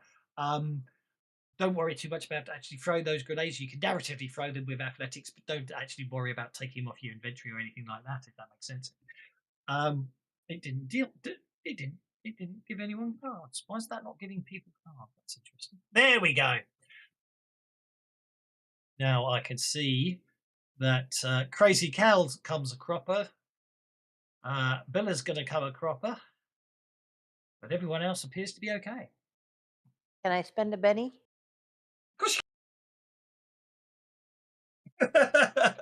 I was only trying to save you spending bennies that you didn't need because the fight was over And Billa last time. got another club. Let's see if third time's the charm. Yeah, the Jack of Spades. Right, here it is. Okie dokie. So this is up against the Combine, so we're talking chipped humans here. The red hats are the officers, and they're obviously they're the ones you want to go for. You'll need at least a raise to bag at least to bag an officer red hat. But other than that, you could obviously describe in great, wonderful detail how you assault the enemy artillery. With Dogmeat going first. Boris No, doesn't Boris go getting a first? Benny. Bill No, Billagino Boris is on goes the two. first. Yeah, I think I Oh, moved sorry, to the top Billagina. because yeah. Sorry, Billagina just Yeah, beat that. no problem. So I wanted to get some betting practice in anyway, right? So Okay. yeah, I'll try to score some home runs, right? Okie dokie. Burp. Using athletics, right? Excuse me while I burp. Or Your choice. Hello, Enki. You can Sorry, use mate. I've not been athletics if looking at the that's chat. the You way you still want to there? go. Yeah, you don't. You got fighting, so if you're using, I if you're practicing, mean, you can. I mean, it is kind of fighting, right? Yeah. So let's use fighting. I'm a little rusty, right? So let's try that again. Let's try that again. I've forgotten. Hello, mate.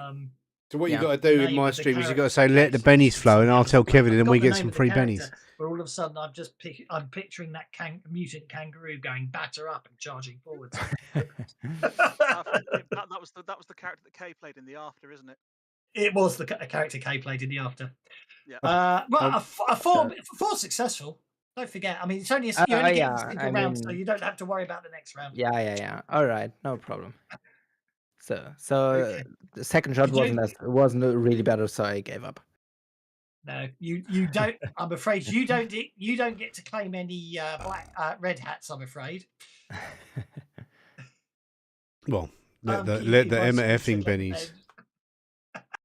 I shall believe you when you say someone in your stream said it, because I can't check it. But I believe you. Don't you worry. Send you a screenshot. Okay. Did you? I believe. Two-step verification. Thank those who are watching your Twitch stream. Yep. Thank you, whoever it was. Thanks. All bennies are greatly appreciated. Especially when you spend one and roll exactly the same. Yeah. Billy, you get to claim four black hats in your charge, but alas, no red hats. Okay. And minor injuries to go with it. And then Dogmeat's next. Chicks Well, love scars. Dogmeat will do what Dogmeat does Cheers, best Angie. and be as violent and nasty as she can. And Dogmeat's on a heart. So take a chunk out here, take a chunk out there. Okay, Dogmeat's got momentum and adrenaline on her side, getting a +2 bonus to fighting. Does the conviction must flow work? No. Okay, well, you tried. I mean, this is curses. Curses. All right, there we go. With a plus. With a +2 makes it a 7. Yeah. We'll spend a Benny to make it an 8, so we'll get a red hat. Okay, so Dogmeat does get to bag a red hat and 6 black hats. Oh, that was Tavis. I see the cheating. Is that Tavis on your chat? He just did, yeah, just now it is, yeah. The one about the conviction, yeah. No. I'm gonna have to watch your chat now, aren't I? Which I don't think is a bad thing. It's just I need to. It's one more distraction. Crazy Cal, you're up. Oh, actually, someone else said let the bennies flow as well. So we got another one. Keller said let the bennies flow. So that's another set of bennies. Different user. But no conviction. Cal spend a Benny for a different card off of that Joker. Did I get another one, or did I get another club? Cal got the two of spades. Okay, you're down on the two of spades. Yeah, that's what I I'll give thought. you. I'll give you a Betty for the two of spades. Thank you. Okay, in which case it'll be Josen next, won't it? Well, I'm going to. Josen, You know what I'm going to you do? I'm going to have burn everything, momentum. but I'm going to use my. Okay. Have I got a who? You have momentum and adrenaline, so if you're using your weird science, you get a +1 bonus. Okay, I'm going to use my weird science and a grenade. So I'm going to get the grenade in position and then use the burst to make it detonate for extra effect. Go for it. Is it a +2? You get a +1 for weird science and my heart. So you're all good. Okay. Boris is going to interrupt here for just a second. I need to go, but I'm going to use the Benny Okay. that I'm supposed to get for being on a 2 to go now. Which I gave you. Yeah, I gave you the Benny earlier, but yes. Oh, did you? You can Okay. certainly get. Yeah, that's okay. And I will go ahead and spend a Benny to re-roll that as I run around chopping bad guys. Oh, I chop a lot Okay. of bad guys. There we go. You do. Gracious. You get to claim 2 red hats and 11 black hats. Wow, there we go. Woohoo. I need to go. Sorry, guys. It's okay. Understood. We understand. There you go. I got a raise. Josen, I spent a penny and got Josen, a 14. you did indeed, which means you get to claim 2 red hat officers as well, but only 5 black hats. But And you how got many 2 power officers, points? so that's good stuff. How many power points?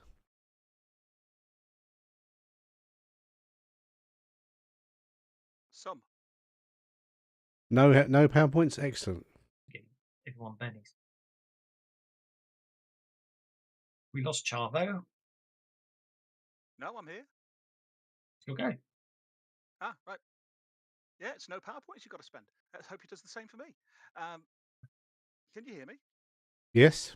I can Yeah. hear you. That's all right then. Okay, so Alvarez he's going to use his faith powers now and activate his speed power. So he moves like an absolute blur, taking in one of these inferno grenades and running over to one of the artillery positions, strapping an inferno grenade to it, and then retreating before it explodes. And the camera will pan round, so he's like moving away at high speed as a Michael Bay explosion goes off behind him.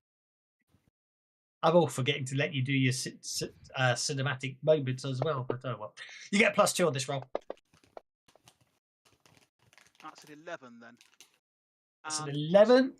We'll spend a Benny to turn it into a 12. Okay, that means you get to claim 2 red hats and 12 black hats Awesome. in that explosion. And Kid Shalene is up next. Kid Shalene has hearts and has momentum and adrenaline on his side as he advances. How does it go, Kid?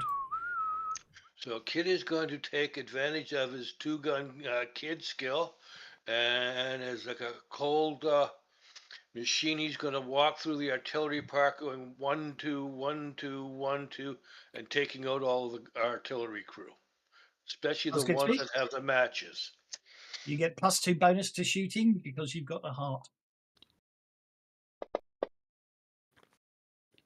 That gets you an 8, which means you take out 1 red hat, 6 black hats, and by the end of it, you've recouped enough bullets to only have used up 5 of your 40.45 rounds. Crazy Cal is next on the 2 Well, of spades, which gives you you have tactical opportunity. So how do you take advantage of your tactical opportunity? well, since we're on foot now, I guess they're not in the car. Cal will be utilizing her sawed-off double barrel and just blowing as many of these bad guys away as she can. Stick the gun in their face, pull the trigger, and make their head pop off. Go for it. Shooting +2. Wowzers, that gets you a 19. So that's 2 red hats down for yourself. And 8 black hats. The cost of, after recuperating, you expend 6 shotgun shells by the end of it. So, good stuff. So you're basically fighting. I've just lost where I got to. Sorry. Yeah. So I think you had sorted the artillery. You could see the rest of the battle going on. Gunfire flickers along the walls, joined by rockets and jets of flame. Through night vision optics, the scale of the assault becomes horrifyingly clear. So, hundreds of cars, bikes, and trucks and hover tanks are advancing on the fortress from all sides. Waves of black hats and automatons march forward under covering fire. Defenders fall from the walls in droves and are immediately replaced. Then a sound begins to rise from within Junkyard itself. A deep thrumming hum that grows louder and louder until it rattles teeth and bones. The front ranks of the Combine slam into the walls and the hum peaks. A wave of violet energy explodes outward from the city, washing over the attackers like a tidal surge. The effect is instant and absolute. Guns fall silent, engines die, raptors drop from the sky, crashing into the desert. Hover tanks slam down hard, automatons freeze in place, and the lifeless inert, and the battlefield goes deathly quiet. A loudspeaker booms from the walls of Junkyard. This is Ike Taylor. Now's the time, survivors. The Combine's weapons are useless and their machines are jammed for half an hour. Charge! Charge! Charge! Floodlights blaze to life along the walls, illuminating thousands of stunned black hats fumbling with dead weapons. The gates of Junkyard grind open and a tide of furious survivors pours out. Road gangs at the front, engines screaming and followed by civilians hungry for payback.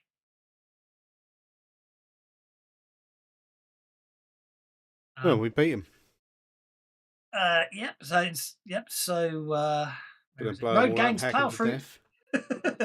Road gangs plow through frozen machines and fleeing black hats alike. The convoy slams into the retreating enemy from the south, trapping them in a grinding, merciless vice that was meant to be what was meant to be conquest becomes a rout.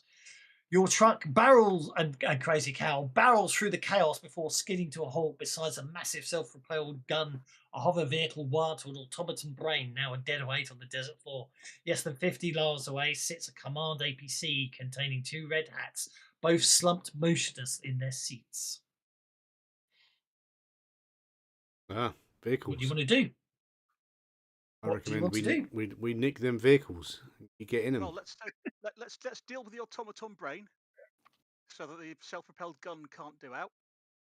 Yep, I'll just fry that. And someone else can go and deal with the red hats. Well, that's easy to do. And then we get an let's sick 'em, APC and a folks. hover vehicle. Yeah.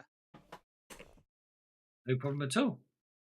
At the end of everything, Junkyard still stands. When the half hour finally ends, the battlefield tells the story plainly. More than 60% of the combined force sent against Junkyard has been annihilated. What remains breaks and flees. Men and machines alike retreating north towards Denver as fast as anything still capable of movement can manage. Your convoy pulls up outside the city walls and regroups amid smoke, wreckage, and exhausted cheers of the living.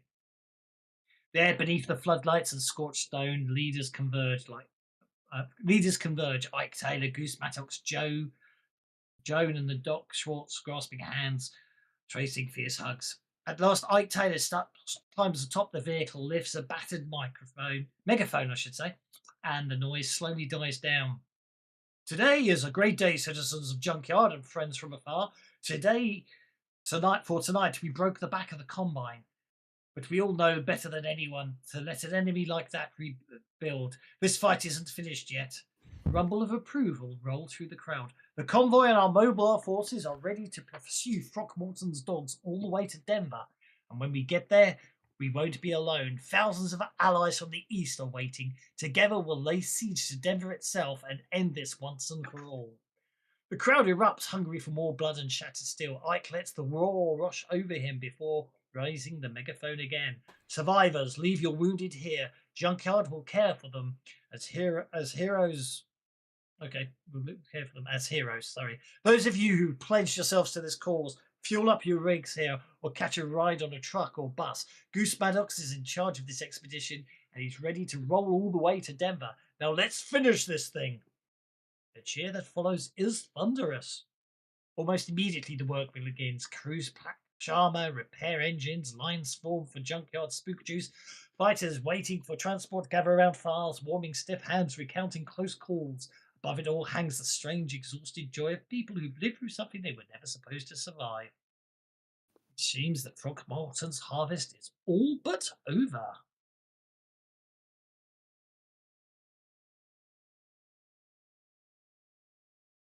Woohoo!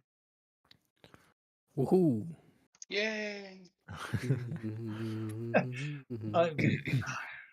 You might think that Yay! sounds like a victory for the good guys. Just you wait. Well, There was more to come. I'll get it fixed. Indeed.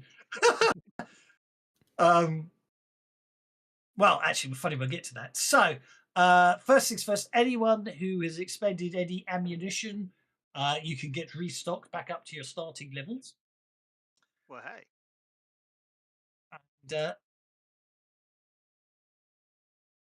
And then the fire pops and Charvo Charvo? Halvo. Halvo. Yeah, the sea's silent. See, Alvo, yeah, of course it is. Look, I'm not awake today. Stares into it like he's watching something replay behind his eyes.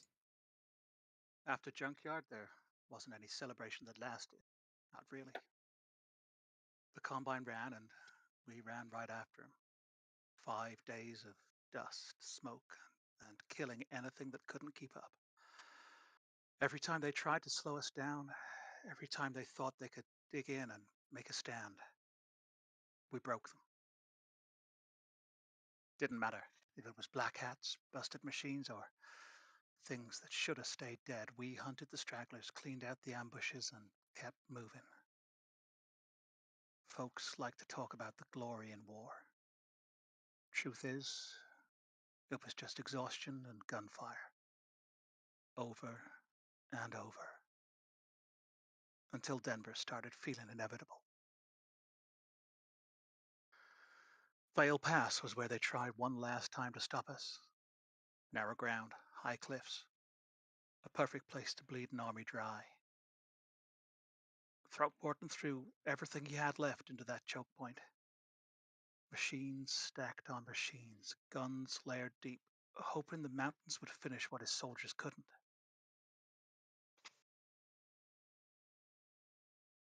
Sorry, I lost myself there. Didn't work. The Alliance hit him from every angle. Road gangs, convoy guns. People who'd lost too much to stop now. By the time the smoke cleared, the pass belonged to us. What was left of the Combine pulled back into Denver, slammed the gates, and waited. And that is when we went into Denver.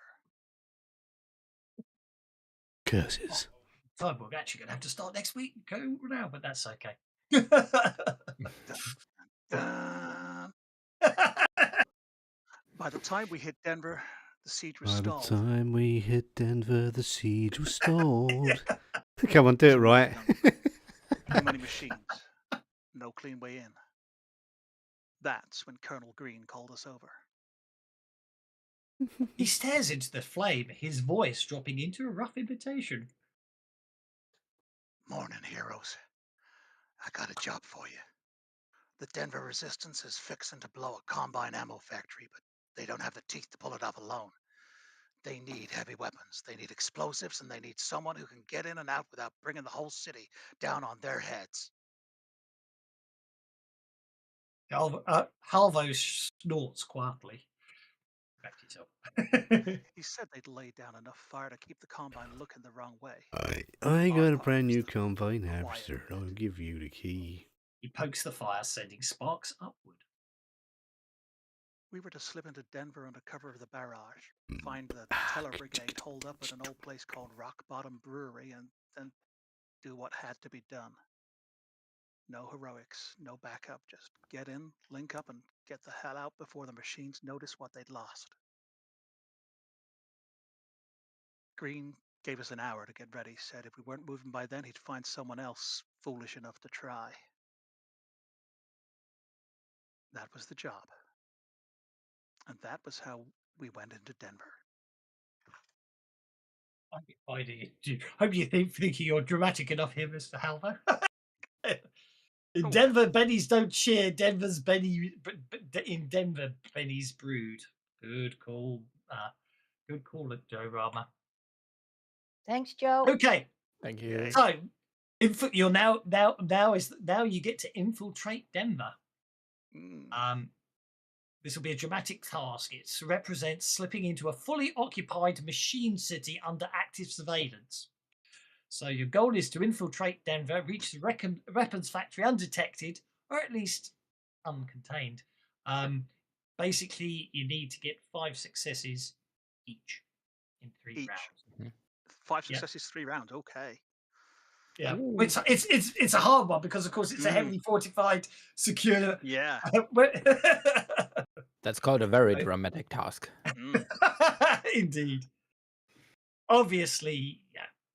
There's different parts, but it's all good. So that's the plan anyway. So allowed skills, or these are not completely exhaustive. If you could justify another one: stealth, athletics, notice, repair, battle, persuasion, hacking, weird science, or an arcane skill, obviously. But there's got to be you're going to have to be doing it if you're using an arcane skill. It's got to be you've got to really justify it, and it's really got to be a rather subtle, because setting off large explosions or blowing people's heads up and stuff may trigger stuff. But we'll worry about that when the time comes. Well, I can make I'm other guessing gadgets that aren't Oh dear. brain blowers. you can, yeah. You can use weird science to just come up with all sorts of stuff. And I guess Exactly, Bellagina that's the point. hasn't got fatigue. Bellagina will not have fatigue if it's on there, so we'll get rid of that. Let's turn on dramatic tasks. I always forget to turn on dramatic tasks before I deal the Before you cards. deal the cards, yeah. Yeah, and if anyone had got a Joker, you would have all they got a free Betty out of that. But unless it looks like no one got one, so that's okay. Dramatic task and dramatic tasks. So obviously, I mean, from a purely obviously it's a narrative thing. You're obviously working together. So if someone manages to get 5 tokens in 2 rounds, you can spend the last round supporting someone who's not doing so well. If that Or makes sense. presumably we can spend the last round getting extra tokens to make up for someone else that hasn't as well. Technically, yes. The idea is, you basically need 1, 2, 3, 4, 5, 6, 7. You need 35 tokens between the 7 of you. Are you That's going to the be price rolling up for front. Boris then? Oh, sorry, ignoring Boris. I forgot he's still up top. Ignore me. You only need 30. 30. Yeah. Oh, who's got the complications? 2 people have got complications.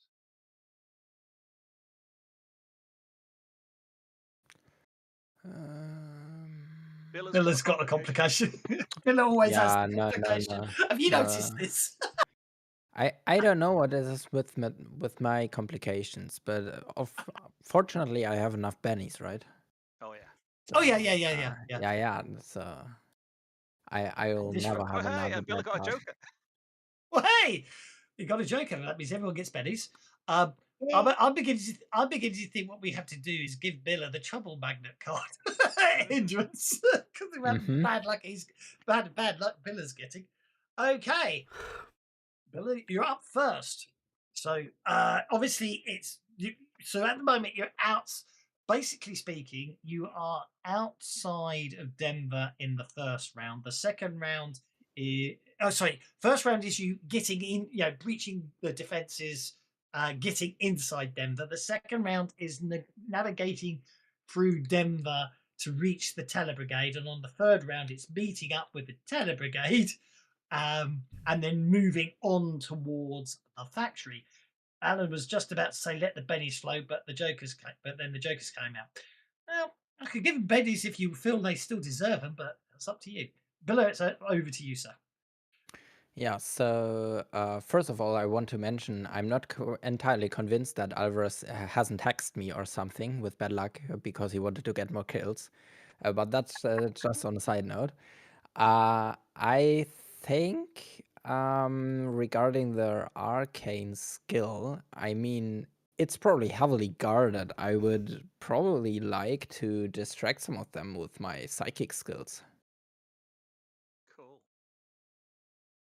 I think that's reasonable, as long as it's not flamboyant and stuff. Yeah, that's all good. It's a little subtle. I point to my head and then try to, yeah, exactly.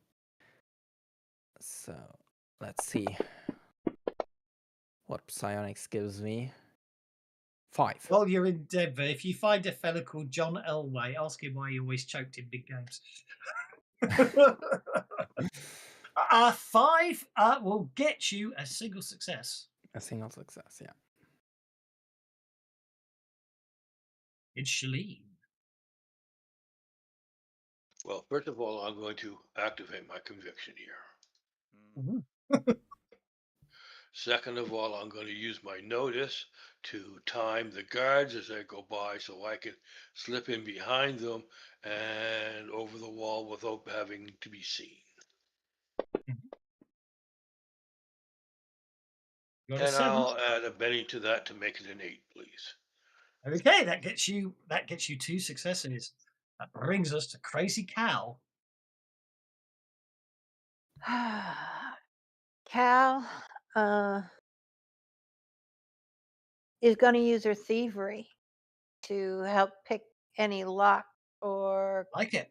cut through any fences and that sort of thing.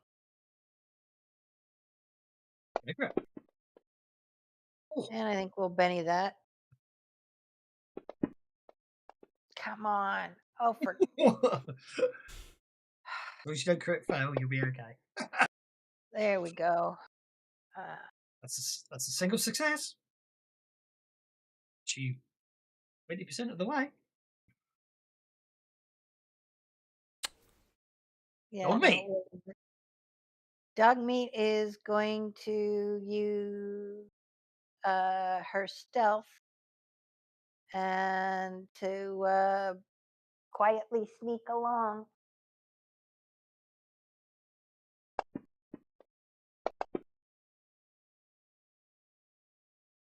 That's a 9. Dogmeat's very stealthily sneaking along there. Good stuff.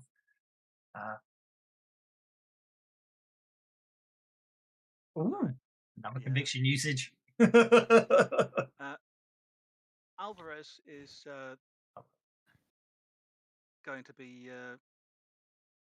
sneaking along as well, sort of scouting out a little bit ahead of everybody else and making sure that not just he's hidden, but Excuse me. he kind of waves down anyone else so that they Excuse me by that aren't belch. walking into where there might be any patrols that are coming out that could spot us all.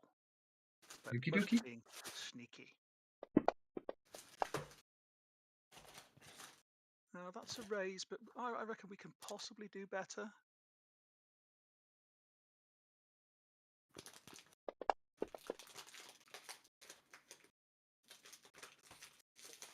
Go for one more. Don't do it. Charlie. No power tugging. No, apparently we can't do better. We'll just take the raise. What? While you making a cup of tea? Okay, and last but not least is Josen. Well, I was thinking of just using a disguise, something to make a disguise and sneak in and do some stuff. You're going to disguise yourself as a black hat. Yeah, go sneaking around and undermine their plans. That's good to me. Are you? Yeah. What skill are you using for It's that? weird science. I've got to make the. Oh, of course you are. Yep. Fine. Yeah, I like it. Yep. Usually you basically, because you've had access to lots of black hats, so there's no problem in getting hold of the uniform, and then you can use your weird science to fake the chip. headbanger chip. Yeah, I completely think that's a very, very cool. I love it. Go for it. Make your weird science roll. Success. On a 14 raises. Oh no, this is no good. Hang on a second. I know what's wrong. Hang on.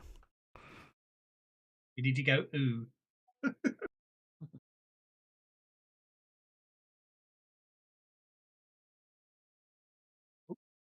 Oh, I haven't loaded the gel up. I'll have to load the gel up next time. Oh my Yes. word! Look at those. Those are burning dice. That's an Okay. 11. Do you want to do anything to that 11? Well, go on, fuck it. One more Benny. Right. Well, you can Benny it and turn the 11 to a 12. It's a 12. You don't have to roll. You just you just go for it. That's the other Benny's as, thing you're yeah. using, isn't it? Yeah. Yeah, that's yeah. Benny, It's Benny, actually, Benny. Benny. It's actually called I Got This. But so you can say I got this and spend the Benny, but also it's the official way to do it. The But free at the same spot time, on my bingo the card. unofficial way, because everyone does it here, which is brilliant, they just go for it by spending a Benny. I will accept either. So the second round, you have successfully infiltrated into Denver. You now have to get across Denver to make contact with the Teller Brigade. Crazy Cal has a complication at the moment, which is you can deal with that. But hopefully, good. And dog meat's good too.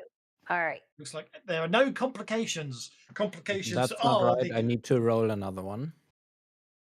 Have you got? I have a haven't, club. have you? I have. Oh, you did have What a did I club. roll? Yeah. Yeah. So I'll take the diamond. I have too many bennies. That's the reason. Are these cards available? Is this action deck available, Kevin? Yeah, this is the horror deck.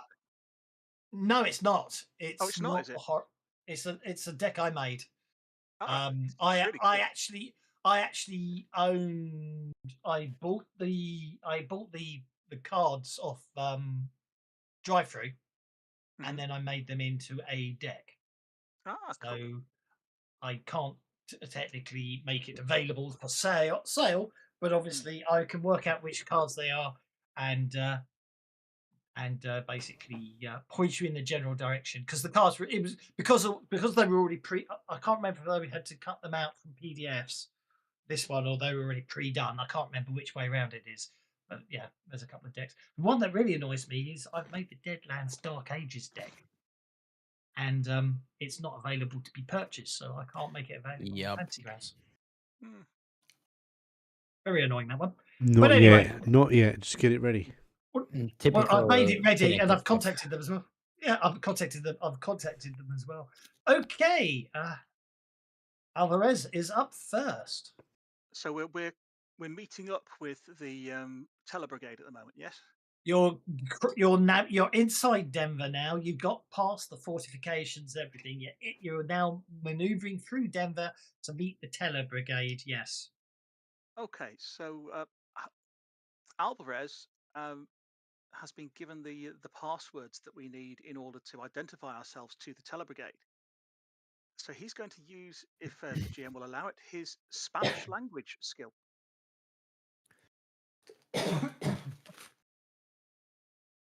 To be fluent in the passcodes that need to be given to meet us up with the Teller Brigade. If you want to use language Spanish, I'm not going to say no. Why Spanish and not Mandarin? Well, I do have Mandarin as well. Oh, funny. Yeah, Alvarez does actually speak Mandarin as well as Spanish. He really does. It's on his character sheet. I suspect that's more a Lost Colony plan language, isn't it? All right. I understand. It might be. But my mind immediately went to like, Chinese, nobody Firefly, yeah. understands that shit. Exactly, yeah. But obviously, Lost Colony is so easy to turn into Firefly. I can see why you picked it for Yeah. later on. Hey, there we go. There you go. Five successes. 5 successes so far. Crazy Cal is up next. All right, Cal is going to use her stealth this time. I just farted Okay. and then I done a Scooby Dooby. I'm going to try for see if I can get a raise because I don't want to have to try to get 3 raises on the next time. Oh, well, that's 2. That means you only need a raise next time. Nicely done. You Yeah. avoid the patrols and stay out of sight very well there. Kid Shalene is up next. It says your conviction is about to expire, Kid Shalene. Conviction extended. I'll be using my athletics to sneak carefully across the roofs and jump across the lanes and hide behind the parapets of the roofs and not be seen by them. Sounds very good to me. Go for it.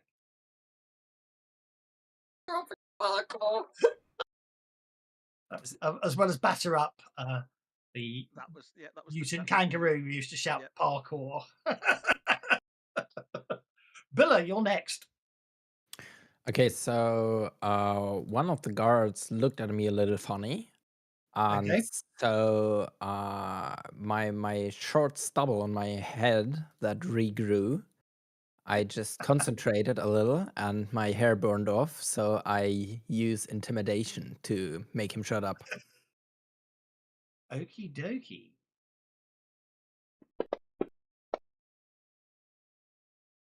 That gets you your second of required 5 Yeah, successes. but I think I'll try again because a raise would be better, I think. Oh, to hell with it. Another one. Come on, be intimidated. Oh Yeah, yeah. finally. No. Yeah, I don't care. 8. Get me a raise. And last but not least is dog meat. No, Josan's after me. Anyway, dog meat sorry. is going to Sorry, use her Josan. notice this time Mm. to take a look and make sure Sniff out the enemy. or sniff around and make sure the bad guys are not coming our way, and A so most she can excellent plan. let us know where they are, so we can avoid. The rest of us can avoid them. And I think we'll Benny that and try again. Come on. Yeah. Oh, Okay, well, dog we'll meat turn has the 4. Benny on Okay. that, turn it into a 12. Okay, so as it stands, as we get to Josan, who is go last, we have Al, say today. We're on 23 successes before Josan rolls. There you go then. Thank you. I was going to have to add them up, but thank you. I'm having complete speech word salads today. Josan, you're up. Sorry, I'm just taking a screenshot. You might XA guess. on the aim flay. I don't think screenshot is a skill actually. No, it's definitely not. Well, I'm going to continue sneaking through, but I mean, we've got to go and get to somewhere and just keep the disguise going, I suppose, isn't it? But just going to It's walk up to through you. like we're like Like you own like the we own the place. place, yeah. Then yeah. Go for it. What have I got? A diamond, so there's nothing special, is it? Or do I get a plus 20? There's no modifiers on the dramatic task due to the cards. They're just in the quick combats. This adventure. Actually, I quite like them. I might keep those card modifiers to make things interesting. Mm-hmm. You got a 7. Do I want a 7 or do I want to do this? Ooh. You got a 7. That's bollocks. I think I was sitting there thinking, "Oh fuck, there's a critical one," but it didn't crit fail. You can spend a Benny and turn that to an 8. You got a 7. I'm going to spend a penny and turn that to an 8. Yes. Hmm? You can go for it. Yeah, yeah. You've got to remember that one. It's a very useful one, and that I do. That's why I quite like it because that close. It's like, oh, what the hell. Okay, the final round. You have met up with the Tanner Brigade, exchanging passwords in Spanish, and now with the Tanner Brigade, who are basically part of the Denver Resistance, you and them are now moving through Denver towards the factory. This area is no is slightly more intensely patrolled than other areas. You feel that as you're getting closer and closer to your destination, everything should be. You can feel the pressures building up, but it should all be good. I'm just going to see if anyone has a complication. I can't see anyone having a Jozan's got one. complication. Our little firebrand's got a Oh, yeah. complication. Yep. Dog meat's got honor too, so we'll give a Benny to dog meat. Thank you. Woof. First time without a complication. Yeah. That's weird, isn't it? That's Actually, Yeah, Joden's got a it feels complication. nice actually. It's just a penalty, a complication, isn't it? So that's okay. It's worse than that because if you fail when you're on a complication, it counts as a crit fail. Right. Which takes away 2 tokens, I know. Yeah. Okay, but Crazy Cow's up. I mean, it's rather in keeping, actually. He keeps trying to bluff his way through, so he's obviously going to run into a red hat. Cal is going to use her we have to break into a building, don't we? No. Breaking into the building will be next week. This is just getting to the building. This is getting. Well, then Yeah. we will roll our stealth again. I guess. Go for it. Actually, it'll be assaulting the building next week. And that's no good. I need 2, so we will try that again. I mean, don't forget, you don't necessarily have to get 5. You just need to hope someone else gets. Yeah, I know, but it's. Yeah. I'd rather. You know what I mean, though. Rather It's a not matter of have honor. to worry about it. You'd rather pull your own weight. And let's face it, you got 6. Apart from ignoring critical failures, we will be wrapping up after this dramatic task today. So you can't keep them if you're over. You know what I mean? Right. I'm gonna spend a Benny or spend a conviction Conviction. and Okay. try that and Benny that again. Go for it. Come on. Oh, there you go. That looks good. That's a All right. 14. Oops. 36 successes. That's 6 success. You got 6 successes in total there. That's not bad. All right. Someone Well, was that's up. Are good. you That just means dragging the it's fair 14 there into in the case box, or are someone you else typing? doesn't do it. Because you drag the I was 14. typing. If you drag the 14 from the chat into the box, it'll do the calculation for you. Brilliant. Yeah. I shall try that on Billagina now. Yeah, so I'm not dumb. The last guy needed some convincing, so I'm doing that first now. Okay. And then the only thing I haven't tried, apart from trying to manipulate their minds or intimidate them, which both didn't go that well. I'm trying to sneak now. Let's see Go if for that it. is better suited for me. Go for it. Let's see how your stealth is. That is an 11. And Which let's gives you exactly the 5 you need, but of course you can turn that into a 12. Yeah. Let's do that. Giving you 6 as well. Perfect. And obviously I'm ignoring the fact I think we already know you've done it, but as it stands, you need 18 How much more better can we do successes. it? Yeah, you have 18 successes left. Once I know you've done it, but I haven't resolved you all yet, so you've still got 18 to go. Alvarez, you're up next. So at one point, as we're getting close to the building we're going to assault, in spite of all the sneaking and so on, one of the a small patrol of black hats does come round the corner, and there's that moment where we all look at each other and everything's frozen for just a second. And I would like to use fighting to take them out quickly and silently before they have a chance to sound the alarm. Okay.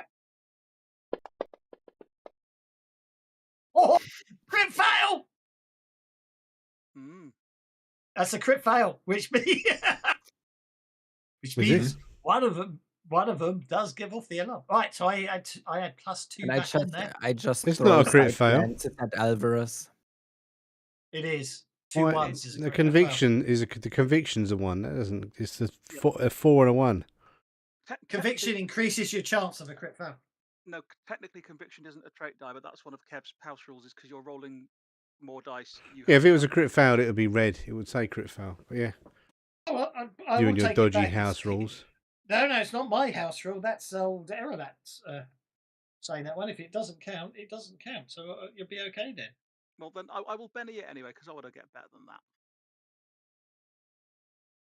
Yeah, Alvarez wants to avoid my massive side eye. Yeah. There you go. I'll get 4 successes. That's much better.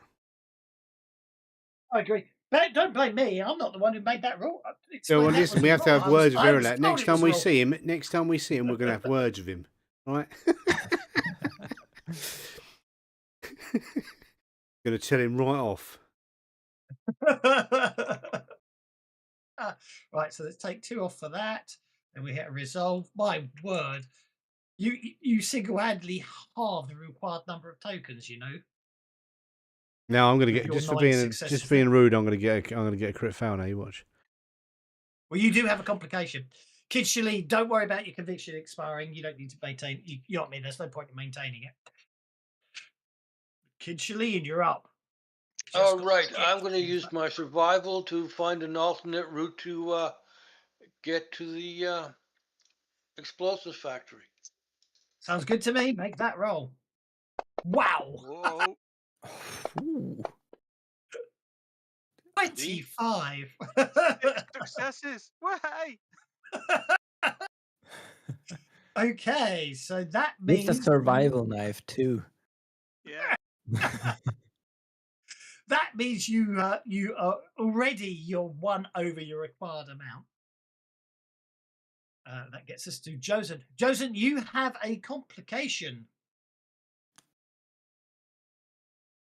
You know how you've been passing yourself off as a black hat as you go along?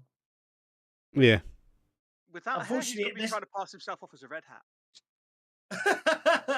Unfortunately, as you walk around the corner, well, this lot don't need bennies from me. No, not now they don't.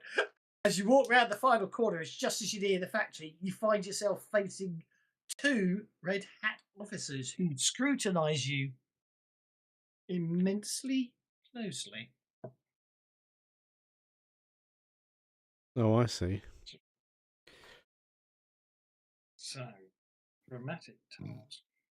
I've got to 122. I'm not going to try and stealth my way out of it because my stealth is good.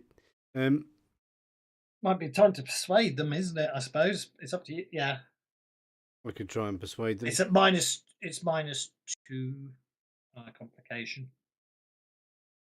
It's up to you. You can use whatever you want. Well, You I can could. just What I do tell is I me. noticed behind them that one of the machines looks faulty, and I walk up to it and start repairing it, to distract them from my. I will let you get away with that. That's a nice. I'm going to use distract them. repair. I You go, have a look, +2 on there's your something wrong repair. with this. The gussets flapping on the flange on this.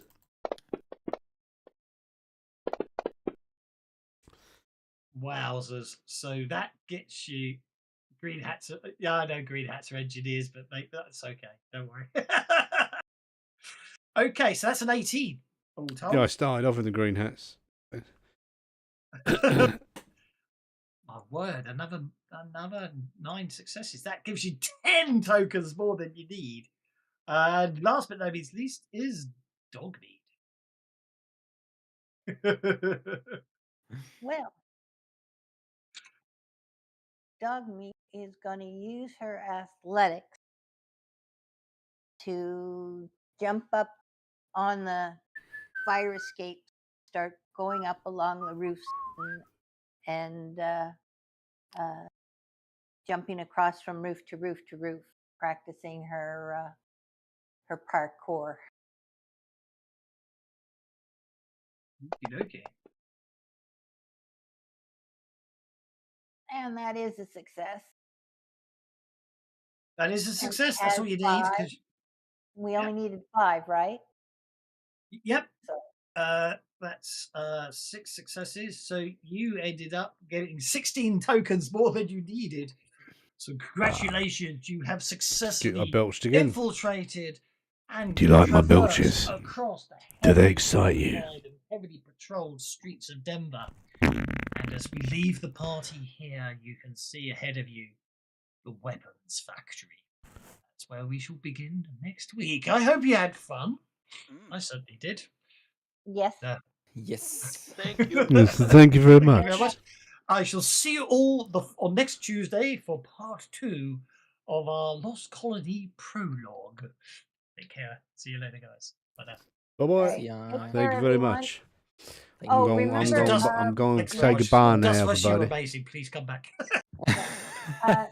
As long as my next- girlfriend doesn't disallow me because I'm too loud, it's Yep, all next right. Tuesday.